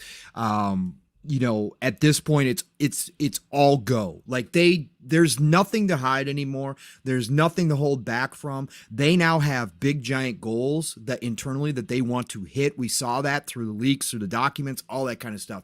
It is full bore. We've seen marketing from Xbox that we haven't seen in a long time, ever since this acquisition finally was done and over with. They are now looking forward ahead to those big giant goals. They're going to attack Google and Apple in the mobile market. This is everything. So they've got, as Kay Asante said, so much to show that you saw at the Game Awards. They're going to use every avenue, and Phil's talked about this as well after all this, that they have plenty of places that they're going to use to show. But the directs, they found success with the direct. They found a successful way to show off their games, something that we talked about years and years ago that they needed to do. So I expect a direct early this year. They've got games to show, games like Towerborn to show, which is due early. Hellblade 2, whenever that's scheduled. Again, this is where Kay Asante was kind of talking about, it's up for debate what they're going to show here, but Towerborn is one, Hellblade 2, Avowed, depending on where that's going to fall. If either one of those games are going to hit prior to the actual June showcase, assuming that they're still going to have a June showcase, I'm assuming they will, because it's such a big time of the year. Even if E3 is officially dead now, it's still big for Xbox. It's still one of those times where they like to show off things. I think we're going to have a direct early, and I think that we're going to see that stuff. I think we're going to get a surprise. I think we're going to get a deep dive either on Hellblade 2 if that's first out the gate, or Avowed if that's first out the gate. We will get a deep dive there, and then we'll have probably a surprise in there. I think that's going to become the new status quo. They have so much content available to show. They have so many things in the pipeline, things that we still aren't aware of, that I think we're going to get these directs with one surprise each time. Now, I'm not talking about shadow drop per se, like Hi-Fi Rush was last year. I'm not saying that, but I'm saying a surprise that shows up that we weren't aware of, like a little teaser for something that a project that we didn't know about, or we just heard whisperings about. So I definitely think this is happening, as you guys pointed out. If you do look at some of the Xbox accounts that are in charge of the creative side for their marketing campaigns and that kind of stuff, there is activity happening right now. They are prepping for something that's coming up, and I expect them to follow suit just like they did last year. Early direct with some cool stuff in it, no matter what. Awesome. No, I 100% agree with that. I kind of want to throw mine in here too. So I've thought about this as well. Surprise, right? That's not a surprise at all, by the way, if you know me. Shout out to everybody. That's not a surprise at all. I've thought about this quite a bit. Obviously, I do think there's going to be a direct, because once again, they found success. That last direct that they've done, well, the first one ever, was amazing. You know what I mean? It kind of set the tone for the year. It did what it was supposed to do. They were able to nail the message, which was something that they struggled with for a little bit. Being 100% transparent here. That's what we do here at the shop. That was one of the ones that kind of showed us that, wait a minute here, this is completely different. They nailed the look, the games, the length, everything. And then obviously Hi-Fi Rush was a cherry on top. We knew nothing about that game, so they found huge success, and they got even more to show this time around. I had suspected Asante Pong, as we talked about, I thought there was going to be a winter direct. I thought there was going to be another one in winter, you know what I mean, somewhere around Starfield, you know what I mean, something like that. Maybe before, a little bit before, maybe a little after Starfield dropped, somewhere around. I thought maybe they do a winter one because they have so much to show. So I do think we're gonna get something Hellblade. I do think, because I'm betting that to be a little earlier in the year, first quarter probably. Towerborn, I think it's early as well. That's Game Pass. So that could be Shadow Drop. That could be Shadow Drop. That would be so big, dude. That could. Yep. Definitely. And that's obviously, I think, Game Pass as well. So that'll be really cool there. South of Midnight, I definitely want to see more there. I know they've Compulsion talked about us seeing something later on. I can't, I can't remember the specifics of the tweet. They did mention that they're going to have something to show later on. They will show more later. So that's fairly vague. I'd love to see more from that game because it's just one of my most anticipated games. I love the whole Southern art style. I love the history behind the game, like the actual origin. Because I'm familiar with the actual real life history of where they're going. So it connects with me, from a music, blues, jazz standpoint. So I think that's really cool. I don't know, man. Outside of that, I haven't really thought about like any like surprise. Towerborn's really cool. That would be a really cool surprise drop. And that makes sense for the timeline. You know what I mean? I can't really think of anything else that makes sense. Aura History Untold, that's due out as well. That one again is it's niche. And it's gonna be PC. It was delayed for a console, but Aura History Untold's got to be showing off again too. So that would be another smaller game, perfect for directs as well. True. So True. Yep. Yeah. And then who knows? I mean, we could have something from Contraband too. I mean, Contraband has been sitting out there. They've been sitting on there. They've been sitting out there for a minute. So that's another one I'd love to see it show up there. Even at if that's the surprise, I'm cool with that being a surprise as well too. Correct. Like us seeing, because we saw you see nothing but a teaser. Yeah, right? A music teaser, right? Steely Dan playing in the background was fantastic. As awesome as that is, shout out to him for doing that too. That's fucking awesome. Yeah.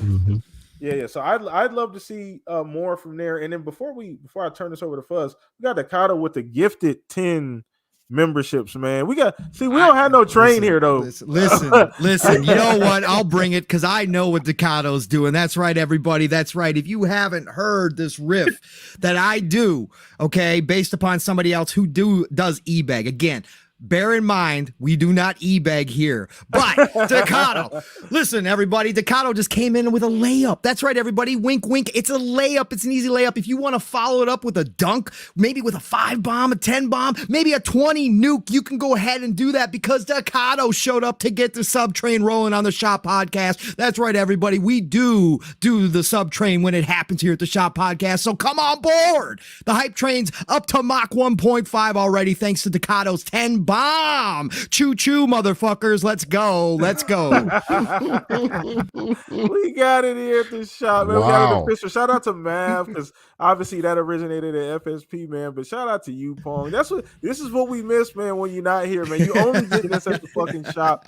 You're not gonna get this anywhere else, man. But thank you, Dakota. We appreciate that. Like I said before, we don't ask for that stuff. We appreciate you guys just sitting here talking to us, and because the time was. But just remember, folks, if you want to keep this channel ad free, if you don't want those crazy ads coming in, right? That's what this is about. So your goal for this month on the Shop Podcast is an easy $8.59 right now. That's right, an easy $8.59 subs, and we don't have to do advertising here because we all hate it. So help yourselves hit your goal for this channel. Please continue. You turn into QVC. All of a sudden, right? Oh, no, but shout out to you, man. I appreciate that. I really appreciate the subs, all of that, all the love. Just the time you guys spend here. Appreciate you, Pong. I love you, bro, for sure, man. You really the battery of the show, man. I love it here. But I'm kind of getting back on track, pun intended, right? Let's get back on track. But no, just Fuzz, you know what I mean? Just kind of where we at on this, brother? I mean, with the whole just like I said, developer direct coming, you know, I we've all said that, you know, the three of us, at least here on the panel, I think majority of the chat as well, said that, you know, I believe that, you know, due to success, it just makes sense, you know, to do one again. It doesn't have to be the exact same format. It can evolve. You know, I think we're all okay with that. Xbox gets a lot of shit for the events, but they have gotten noticeably better. You know what I mean? That's one thing you can't deny. Go look at 16, you know, 15, go look at those shows and compare them to the shows we've got in the last 2-3 years. It is a night and day difference. They went out and really got some people at Netflix. I think some people at some other agencies, they got in some big positions to help with like this direction, to help with these shows and things. So where you at on this, bro? Well, like even what Kay Asante said earlier, you've seen some on X as far as what, like you said, the green screens and stuff like that. A beloved member in the Xbox community kind of put a date out there to some extent. Although I know last year it was on the 25th, which was a Wednesday. The 23rd winds up being a Tuesday, but I'm figuring, you know, somewhere between, or let's just say this, the week of the 22nd, something's probably going to happen. So I think a direct is definitely in the cards. I'm figuring more late January. I don't know if we get a shadow drop. Like if we do get a shadow drop, I'm kind of thinking Towerborn might be that one because it would kind of keep that tradition going.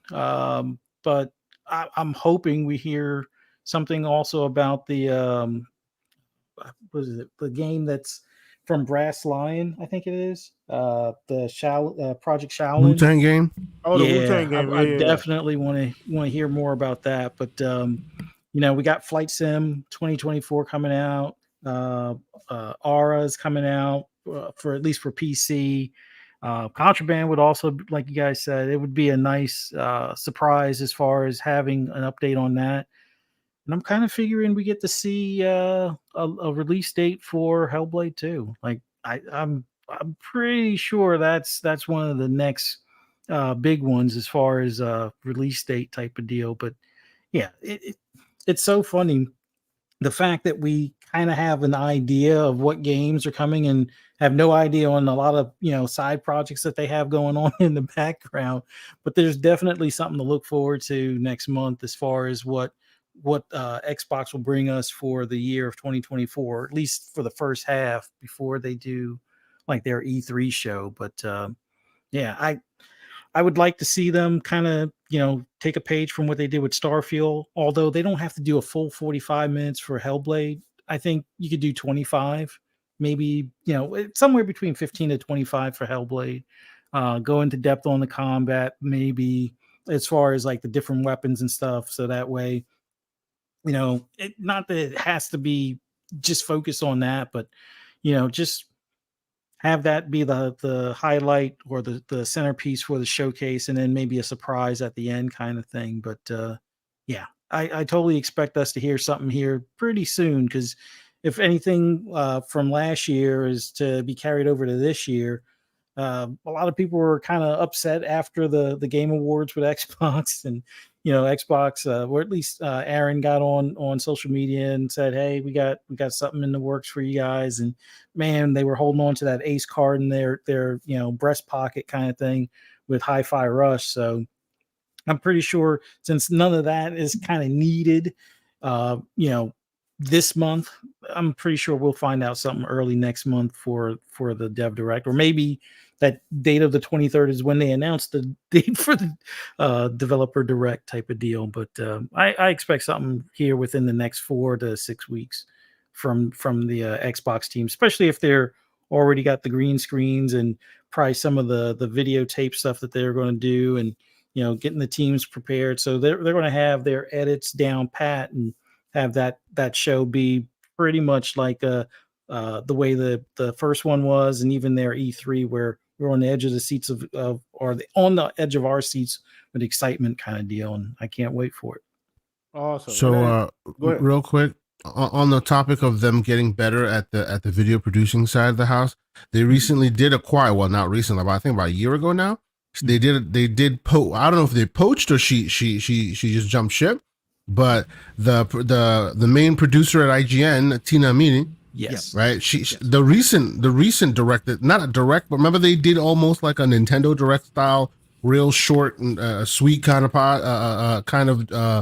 format. That was one of hers, and I think she's part of their official Xbox podcast now that she's doing it, and she's trying to recreate and do a lot of that stuff that we have been asking for. So I think that a lot of the change in direction and the quality and the format and all that is really a credit to her. I think I even heard Phil mention her on a podcast or at some point giving her credit for the new format and stuff. So it's pretty exciting stuff that they're going with the younger blood, as it were, you know. And they invested in a new internal studio too for video development and all that kind of stuff as well. Yeah, so, exactly. Yeah, there were big moves, and it showed out in that direct. That direct was beautifully shot, shot. How they did the behind the scenes stuff with the devs and that kind of thing.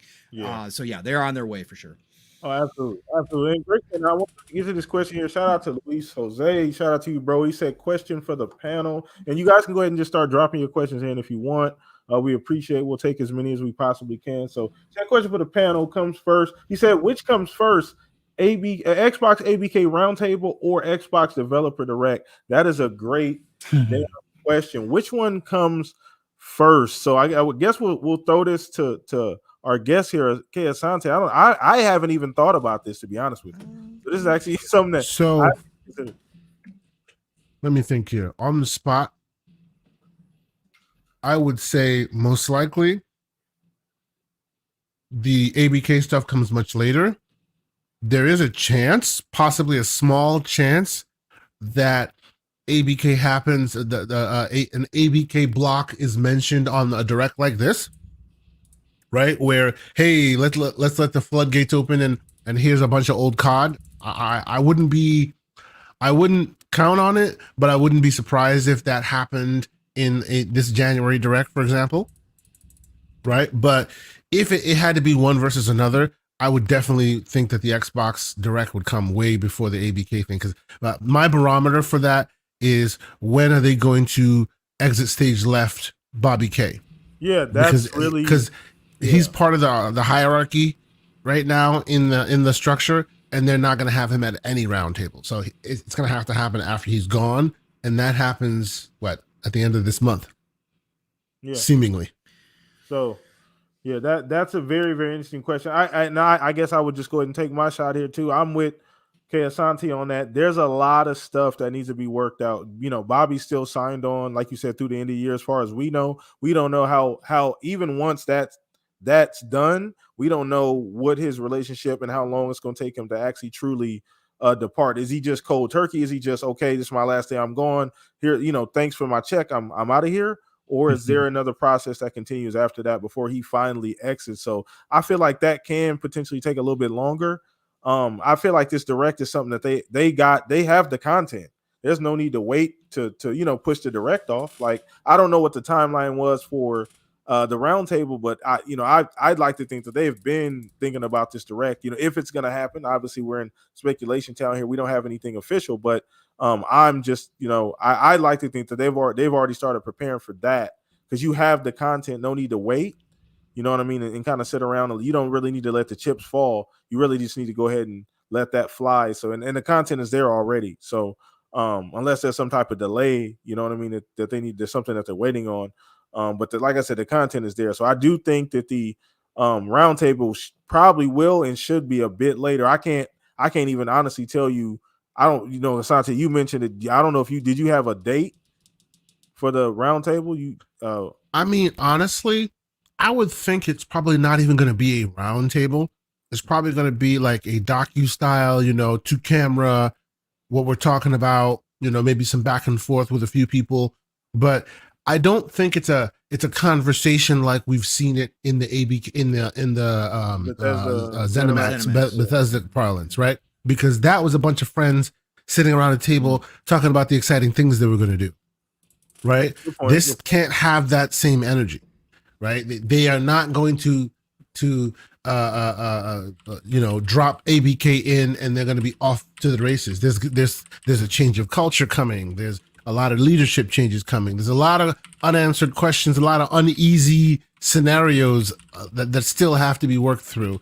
So while I do think they will want to start the ball rolling, at least on the customer front, right? To us, show us that everything is great. Nothing to see here. This is their attempt at that's the thing that Sony does so well, which is amazing deflection. Nothing to see here. Hey, here's a bunch of awesome games you can try out. All the while in the back room, I think there's going to be a lot of churning to be done. You know what I'm saying? So yeah. So I can see them start mentioning stuff like that at a direct coming soon, like something like that.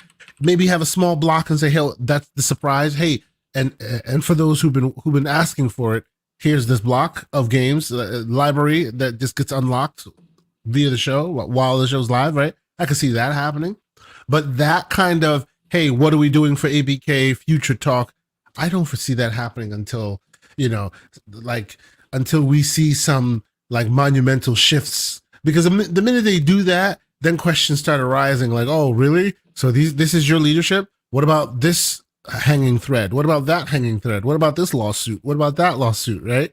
There's still a lot of unanswered questions that, of course, then Captain take the knee, which is Phil Spencer, will have to answer for. So maybe they push back and they hold off until all those answers are provided, and in the short term, just kind of give the consumer some warm fuzzies to keep them deflected. Yeah. All right. So Pong. Yeah. I don't know if you co-mayor Speculation Town. Maybe this is already on your list of things that you want to talk about or not. Think you've already thought about this, but great question from Louis. Shout out once again. Yeah. Xbox ABK Roundtable, man. Once again, if you even think that's happening, or Xbox Developer Direct first, which one comes first? Yeah, I think I've never believed that they were going to have a roundtable for ABK. I think that assumption was just made because of how the ZeniMax deal went down by a lot of people. I think Kay Asante's spot on when he said that the ZeniMax deal was special because of the relationships that were there. And yes, of course, they have relationships with, obviously Ybarra and Ferguson, and there's connections there. But this isn't the same type of acquisition, right? This is on a different level, and it's not as personal as the ZeniMax one was. And I think that was why we got a roundtable for that acquisition. So if I had to say right now, I don't think we get that style at all. Maybe we get something like what Kay was saying, some kind of video or introduction, but we just saw Phil at the BlizzCon stage, right? That's kind of like his, hey, we're here. This is now a part of Xbox, and great to see you, Mike, and we're going to help your teams do what you got to do, right? Go make your games. We're here to support you. I just don't think we get that traditional roundtable. I think that was a one-off situation because of how close that relationship had been for years, decades with Bethesda, specifically with Todd Howard. I think it was different. So right now, if I had to answer this question straight up, obviously I'm going to say that the direct is definitely going to happen first. I think this is going to be a much more gradual progression of kind of melding in ABK because it's so big, right? ABK is gigantic. So I think it's going to be a slower process. Now we've gotten word that it's going along, going along a lot faster than even some people at Xbox thought it would, that it's actually happening very smoothly right now, which is great to hear. I just don't think we get that traditional roundtable. So that's where I'm at. No, that's fine. I mean, once again, this is not, shout out to Mav in chat. What's up, Mav? Coming through.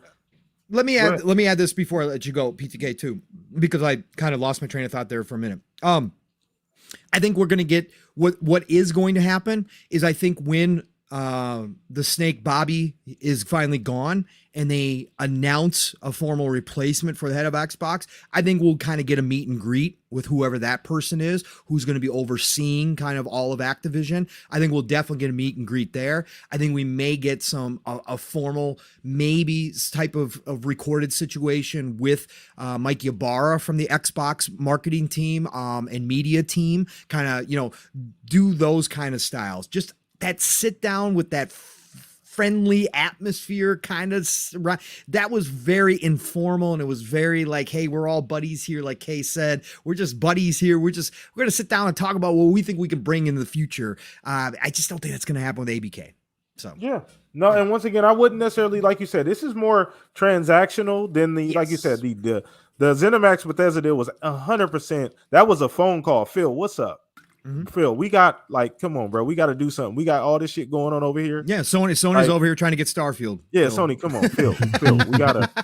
I wouldn't be calling you for no reason, Phil. Right. Like, come on, man. It's, you know what I mean? Like, that was more of a, like, fucking, like, we need to make sure we get this done because, the relationship between us is special. So I do understand that aspect too. It is a big deal, right? You do have to, make sure the public, your fan base and just the public in general, see the changes. Those have to be, transparent. Those have to be evident, visible, right?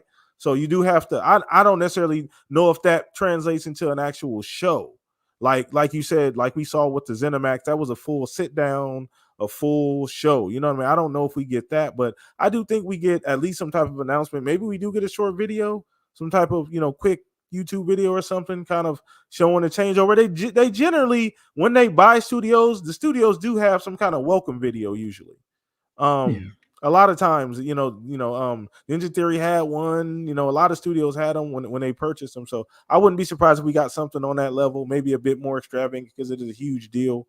But Fuzz, yeah, what do you think, man? At the round, if we get a round table, once again, maybe you don't subscribe to that idea or the developer direct first. I'm leaning more towards developer direct first. Like I said, late January, I think, is when we get either the announcement for it or at least get the actual direct itself. I don't think they do a roundtable, much like Kayasante and Pong said. But I think they kind of do it differently with each division. Like, I want to say Blizzard is going to be possibly like the roundtable kind of thing. So you might get like 3 interviews, and I think it's going to go something along the lines of whoever the replacement for Bobby will be talking with Sarah Bond, and they'll be going over what that means towards the Activision titles going into Game Pass. And then I think we go fast forward over to Blizzard, and it's, maybe it's Phil talking with, Mike Ibarra, or maybe it's Sarah also talking with Mike Ibarra in reference to, that Odyssey project, which I think the reason why the Blizzard part kind of gets like that roundtable effect is because we see Odyssey at E3 or their equivalent of the E3 or their summer show. So I think they want to have that presence before the actual E3 event itself.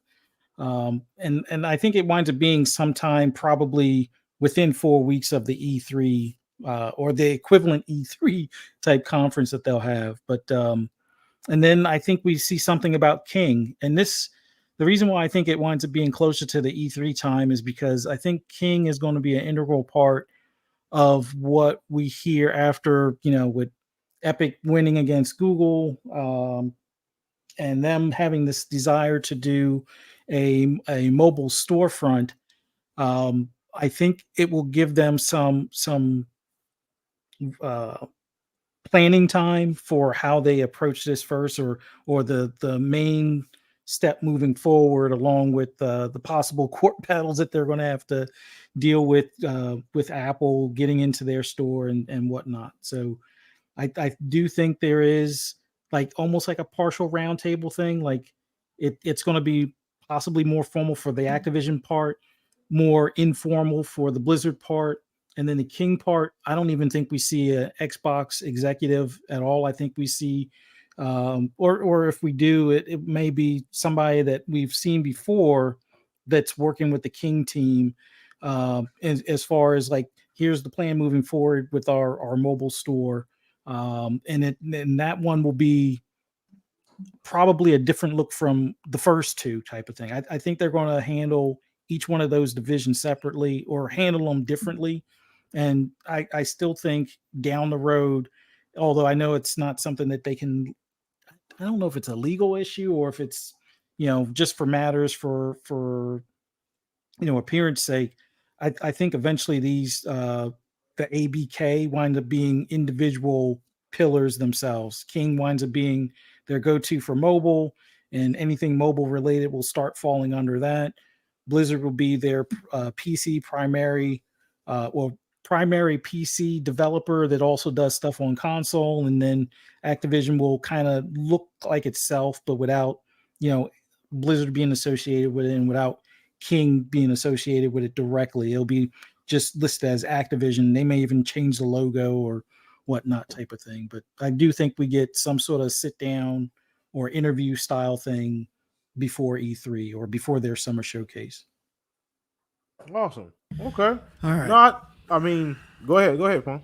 No. I was just gonna say before we get out of here, I do want to get everybody's thoughts on the breaking news, by the way, too, because we gotta go into speculation town here, because this happened right before or right during our show. So if you guys haven't seen it, wait a minute now, did Clobriel take that down? Oh, he deleted the post. I wonder what's going on. Fuzzy, have you looked at it at all? Yeah, well, I heard some things a while ago about the Paramount thing, and I thought it had stalled. But if that's coming up again, it's gone. Then possibly there's something more to it. I wonder. Did I click the link? No, it's not there anymore. Are we burying the lead here, folks? I don't know. Okay, so the breaking news was, Asante, was that the Wall Street Journal, and this is from Clobriel, but again, he's taken this down, so I don't know if something else has happened or not. But the Wall Street Journal was reporting that Activision Blizzard, Bobby Kotick himself, went and met to buy Paramount recently. Ooh. And so this would be Microsoft buy, obviously. Again, Activision Blizzard acts kind of on their own behalf, but again, kind of like ZeniMax, they're obviously underneath Microsoft. So, as in Paramount Pictures? As in the whole kit and caboodle. Who's the parent company again? It's what is Paramount's? It's I can't think of it. Paramount Studios parent company is it is for the whole National Amusements is the owner. Oh yeah, okay. National Amusements is the actual owner of the parent company. So yeah, that they did have talks to potentially buy all of National Amusements, which would obviously be Paramount. So again, I'm trying to see if he's given an update as why he pulled down his tweet or what the deal was there. But so I just want to get everybody's kind of thought. Wait.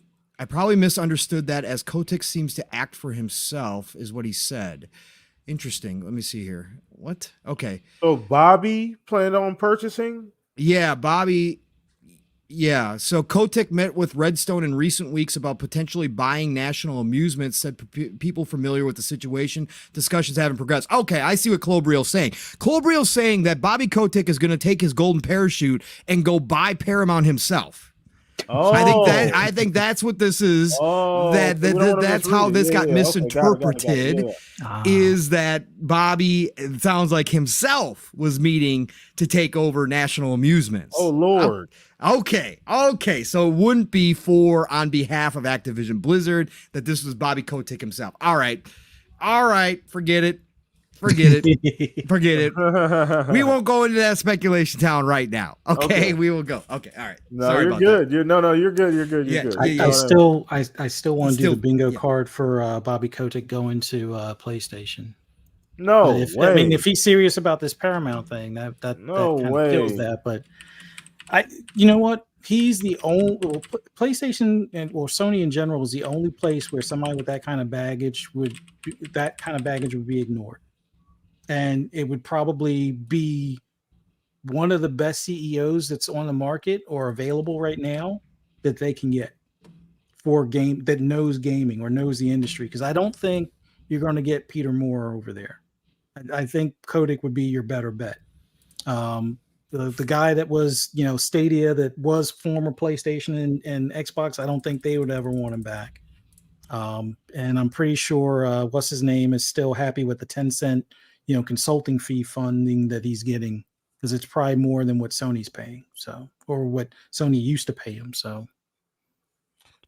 interesting. Yeah, it'll be interesting. It'll be interesting because there was rumors out there that there was some type of conversations between Microsoft and Paramount at one time. It got really muddy with the rumors that it had something to do with the IP and the licensing, not necessarily buying all of Paramount. Like, it was really strange the way that the rumor was. And obviously we saw from the internal leaks that the speculation we had prior to ABK, where we were hammering the table for WB, was actually discussed internally at Microsoft. Yeah. So I've said all along, my big crystal ball look into the future is that eventually at some point, Microsoft themselves will jump back into the TV movie studio side of things, that they will get on the transmedia IP train, and that they will want those to be internal, that they will want to own the studios that are making, TV shows and movies off of their IP, much like Sony has their own movie studios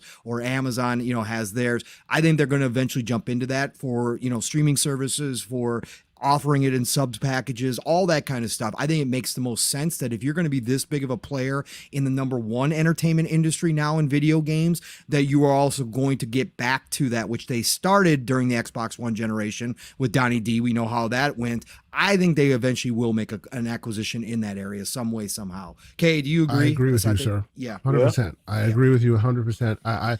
And it's unfortunate that timing tends to be always the problem with Microsoft, because right now they have a pick of the litter, right? They could easily go for WB. Zaslav is, Discovery. Zaslav is on the hunt for cash, right? But you can't do that because you got ABK in the wings. You have, you need to make sure regulatory bodies change. There's a lot in the mix that you just can't pull the trigger on. But 100%, I agree with you. With Satya coming on board, there's no secret cows anymore, right? They're ready to do anything they need to do to get to where they need to go.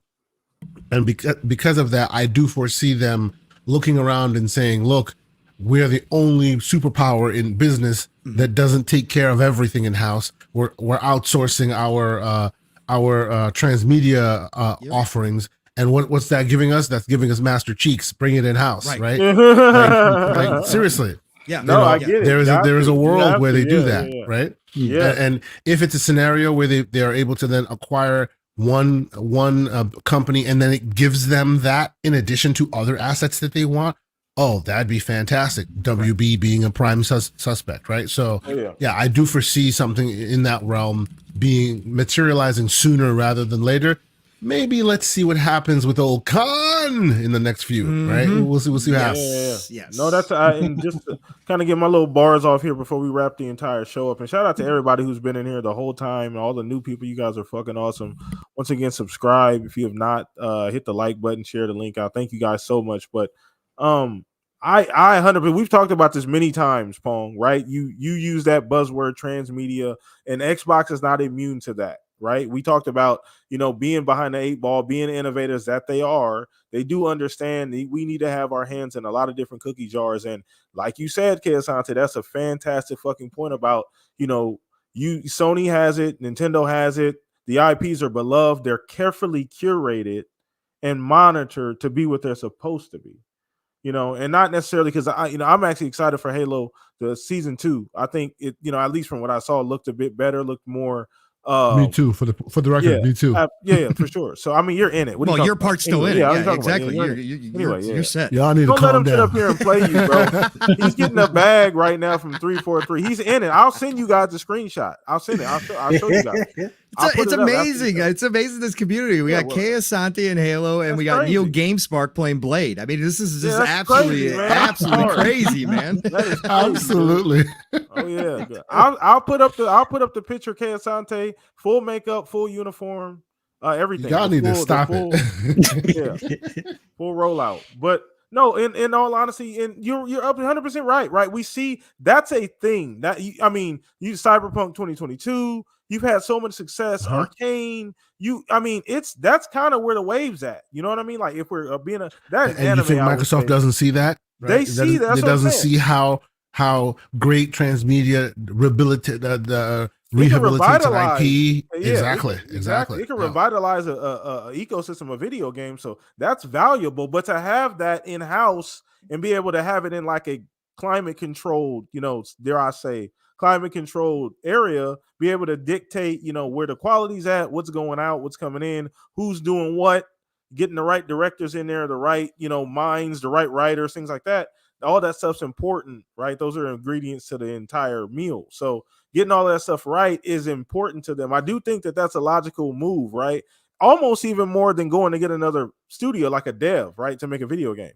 I would say, maybe that's next up, more of a priority. They're saying, we need to go ahead and grab, like you said, WB, Paramount, both great options. I'm more of a WB guy, just because that also benefits the video game side, as well. So I'm more of a WB, the IPs, the video games they're associated with, the things that they own. You know what I mean? But Paramount would be great as well too, because you get a lot of cool TV shows. You got, what I mean, things like that. So a lot of potential there too. So I think I'm right there with you guys on that. Fuzz, we got to get you in on this. Oh, I'm sorry. Hold on one sec. I'm up. Answer a question. Sorry. No, but repeat the question again. I'm sorry. So just the transmedia aspect, as far as Microsoft. Yeah. I don't know. I'm more of the thought that right now, with Discovery having their financial issues, there is a world or a possibility that they can make that work. And I was trying to look up to see if they have a subsidiary that's kind of like a financial group, because most companies have this, and there was some of that involved with the whole OpenAI type of deal. Although most of it wasn't money transfer, it was just the fact that they were doing like they're providing the server access and stuff like that. But there is I don't want to say it's like a hedge fund thing, but it's something along those lines that they could possibly use that would handle Discovery, and then after all this stuff cools off, they pretty much reabsorb it, kind of thing. But I think Discovery is the more likely. Paramount would definitely make sense, but I just, something about Discovery and the amount of meetings that I've heard that they've had. I think there's more there. Like, we've seen a handful of the games make it into Game Pass not too long ago from that. And I think there's probably going to be a marketing deal on, another superhero character with them. But beyond that, I think there is definitely something more that they're working with.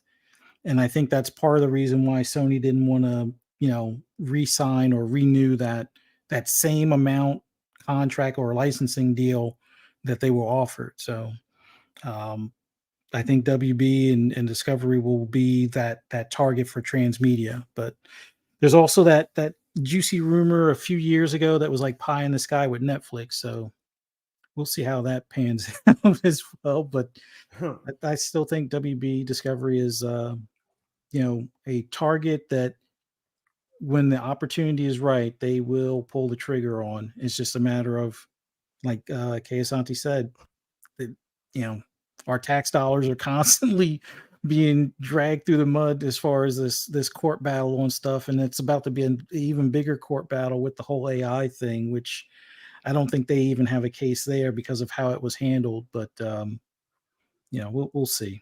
But I mean, think about it for a minute, guys. Right? With the news of Blade, we now finally hear that they were listening to us about, hey, get a superhero game. Yeah. Right? What's to say that they only spoke to they only spoke to Marvel? Of course not. They also spoke to DC. Who's DC? WB. Yeah. Good point. I mean, there's a lot of connections there too. We've talked about this multiple times since the whole. I mean, matter of fact, I don't know. I think maybe Pong or Fuzz brought it to the table initially a while ago about the whole WB possibility, and it wasn't even as bad as it is currently. Correct. WB was in better shape at the point when we first brought it up. They're terrible shape right now. They've been a slow sinking ship, right? I think we can all see where that's going. But just to wrap things up here, man, just want to give a quick shout out to everybody in chat. You guys have been fucking phenomenal tonight, man. All 90 plus you guys at our peak here. I appreciate you guys showing up every single weekend, man. And come hang out with us. You can do this every single weekend if you subscribe here and hit the like button. Just hanging out with us is fucking awesome, guys. But I will go ahead and throw this over to our first guest Mr. K Asante. Not really a guest, bro. You've been had the keys. You've been coming and you get your drink out the fridge. You don't gotta ask for no cups, no nothing. But you've been you my guy, man. I appreciate you, man. You one of my favorite, just people in general, man. We've known each other for a while now. You've been a friend of the show, and you guys know what we do, chat. We go show love. So I'll make sure I edit the particulars down and the details and get you in there, Asante, so we can show proper love and people got all the links and good stuff like that. But go ahead and let everybody know where they can find you, K Asante. And once again, thank you. I sent out the bat signal and you showed up, bro. I appreciate you. Thank you so much, bro. Every time, brother, you do it, I'll be there. I love the show, as you know. Love the panel. Always great takes on this show. With Fuzzy Belvedere, of course, the man Pong Soul, and all the great guests over the years that this has been on that you guys have. I am honored to be considered part of the Bat Signal crew. So thank you so much for having me. K Asante, TKO Asante on your PlayStation, your Xbox, your Twitters, all those places we communicate now. Myself and my birthday co-host, Mr. Everborn Shout out to Saga. my fellow Saz. My birthday is next Wednesday. So fantastic. My birthday's on Christmas. So there you go.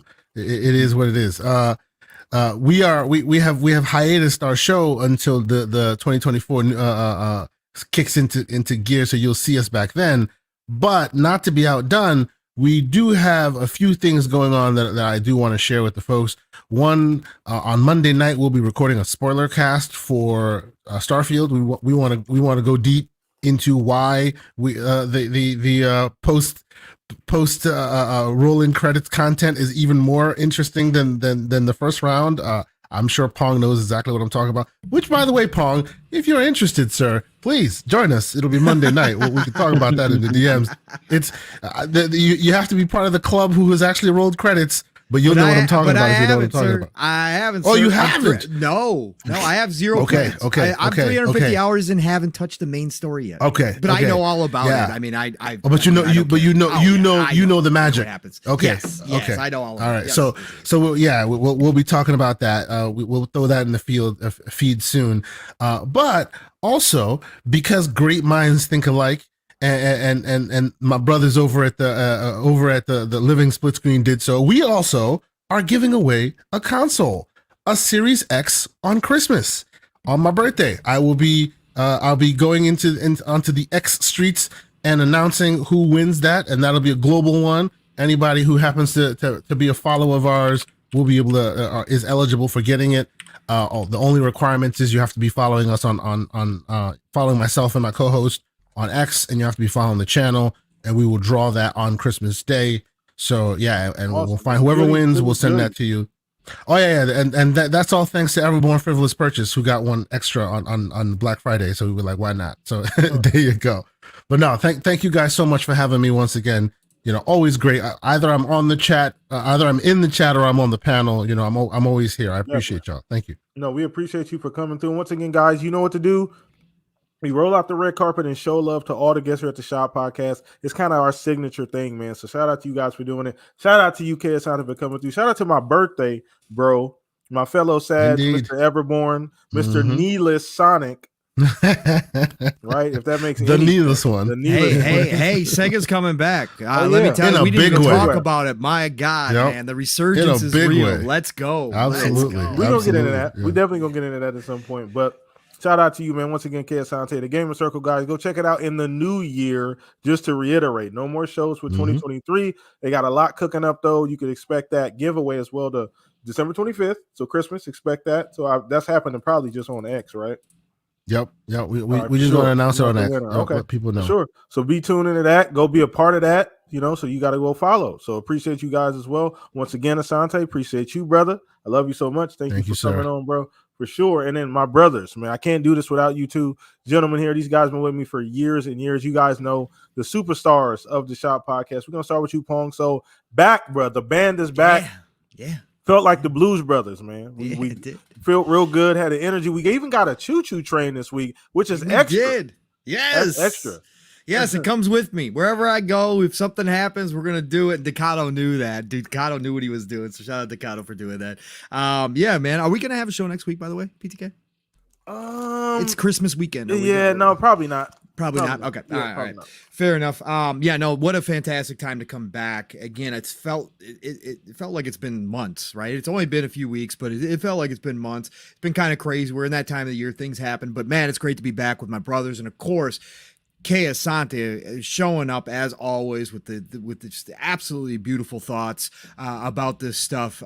Always love having discussions with him. We don't do it enough. And Kay, we are going to have a Super Saturday show in 2024, bro. We are going to do that. Oh, you're darn right, bro. We are. We talked about it this morning. We are going to do it. We're going to do it. So I mentioned it again, and we got to do it. We got to have a Super Saturday show. But fantastic to have you here, sir. As always, chat was absolutely incredible. Again, the energy has been off the. Just off the charts lately, and it's weird because December is usually a slower month, but my God, things just keep rolling and happening now with this industry. So fantastic to see the chat just lit up and really engaged. Love to see that. Love and respect to all of you as well. You guys all know the drill. Pong Soul on the X, formerly known as Twitter. Pong Soul on the Xbox as well. Next week, you know how it goes down. Double Barrel Gaming is a channel. Mr. Boomstick's the man on Tuesdays. Xbox Factor Podcast, all good things green every Tuesday. And there's now a cherry on top of all that. I always shout out Boom because of how much he supported all of us through all of our beginnings here in the podcast and what he's done Boom for the community. For sure. Shout out to Boom. But you know what? There was an announcement this week that happened. There was some news over on the Xbox Factor Podcast. My brother from another Steel Rain is becoming a permanent member over on the Xbox Factor. So every Tuesday got a little bit sweeter, man. Yeah, exactly. Exactly, man. Taking one of my old chairs over there at the Xbox Factor Podcast. So go check that out. And then Thursday, Mav and I, PM and the PM, we will have a show this coming Thursday. It is early enough in the week prior to things really kicking off for Christmas and holidays and all that good stuff. So we will have another show. We just had our first regular PM and the PM this week in a month. So we are going to have another one next week. So join me and Mav, Fun Speculation Network, 7 p.m. Eastern, 6 o'clock Central Time. Join that community. Jump into that chat. It's incredible. Lots of great discussion there as well. So join us for that. And then as of right now, we are going to have an Xbox Ultimate next Friday night on the Fun Speculation Network as well. 10 p.m. Eastern, 9 o'clock Central Time, where the family gets together, lots of laughs. Don't know who all is going to be there. In fact, I might not be there next week because I got my work Christmas party. We'll see how that plays out. But you got to join anyways. Lots of laughs, lots of great conversation. Xbox Ultimate every Friday night. And Steele and I are going to take off next Saturday, so there will be no living split screen. We had our big show this morning, but Steele and I might be streaming next weekend on Saturday. We might do a little co-gameplay and do something like that for fun on Saturday. So keep your eyes and ears open for that. But go check out this morning show. Again, 5+ hours. The community was just in the Christmas spirit, in the holiday spirit. Santa Claus is everywhere. We gave away our Series S, but then things just got crazy and we gave away like 6-7 game codes. It was just a fun time, but we had a lot of good conversation. Check that show out. Otherwise, you guys know the drill. It's the golden age of gaming. So get out there this weekend, play what you love what you play. And if I don't see you, if I don't talk to you before, then please, Christmas, whatever you celebrate, holidays, I don't care what it is, enjoy it. Get yourself with the family, hug those that you love, but also get some of that game playing in. And please remember those that maybe don't have somebody. This is a tough time of year. Reach out to them. And just check in on them, right? It doesn't have to be something big, but just check in, make sure they're doing okay. And if you are one of those people, please reach out too. DMs are always open, or reach out to somebody that you do know well, please, and talk to them if this is a rough time of year. Nobody should have to go through these moments by themselves. So again, love you all. Talk to you all real soon. Thanks again, PTK. Appreciate you, man. And once again, man, Pong, the battery of the shop podcast, as you guys can see why he brought the train and everything this Saturday. So very, very special show tonight for a special person, man. Shout out to you, Pong. You guys go follow Pong for all the shenanigans every single week, everywhere that man is at, because they're going to follow. Them shenanigans are going to be there for sure.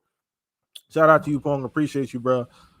Thank you for coming through. Love you, bro. So let me throw this over to my other brother, Mr. Fuzzy Belvedere, the smooth operator, man. Another phenomenal show. We all back together this week. I had a phenomenal guest as well, as we usually do. But shout out to you, Fuzz. Let everybody know where they can find you, brother. Oh, just thank you for having me on. This was an awesome time. Just love chopping it up with you guys. Always love chit-chatting with Kay Asante. Love your takes on things. And everybody in the chat, thank you guys for coming out here and interacting with us. We greatly appreciate it. Thank you so much for taking the time. And if you haven't already, please hit that like button. Subscribe if you haven't already. It definitely helps.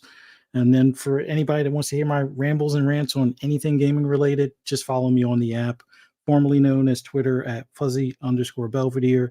You can also find me on Xbox Lunch Break Special, 12 noon, on Double Barrel Gaming with Mr. Boomstick, Crazy Louie, Crispy Bomb, Web Dave. And on occasion, we have Silent Cypher. Definitely, there's going to be some interesting topics to talk about come Monday. And then later on that evening, check us out on FSP on Fun Speculation Network. Definitely going to get into the games coming out this week, what's left for the remainder of the year, and have a feeling we might get some news Monday, but we'll definitely talk about some stuff. But and it, if we're not going to be here, this Saturday, check you guys out. What was that, like the 28th or that following Saturday for the 30th? The 30th for more here for the shop podcast. That'll be the end of the year, sure. So. Yep. Yeah, and probably we'll have a few drinks in me by that point because it'll be the new year. So this should be an interesting show. So definitely come back on the 30th. But thank you guys so much. Love you guys. This was an awesome time, and look forward to seeing you guys again. Appreciate you, Fuzz, man. Go follow Fuzz. You guys know what to do, man. I appreciate you every single Saturday, Fuzz. Thank you so much, bro, for always being here, man. Like you said, we won't have a show next week, just to let you guys know ahead of time. So, but we will have a show the following week, which I believe you said it was the 30th, just to confirm. So I am PTK Blam, the steward here at the Shop Podcast, the host here. Follow me on X, Twitter, whatever you want to call it. Easiest place to keep up with me. DMs are always open. So if you guys want specific guests, specific topics, you can hit me up, let me know. Different things like that. But I thank you. You guys coming to hang out with us every Saturday means a lot. You guys don't have to do it at all, and we don't ever want to forget that. So we try and put you guys first. So you guys come out and hang out with us. Do it again in 2 weeks. So come and hang out with us. That will be the final show of 2023. We're going to try and make that a real special one. I'll have a week to kind of think about it. So I'll try and make that as special as possible because you guys deserve it. So see you guys then. Peace out. Enjoy. Go play some video games. Spend a bunch of time with your family. Peace out. Share love. See you guys in a couple weeks. Later.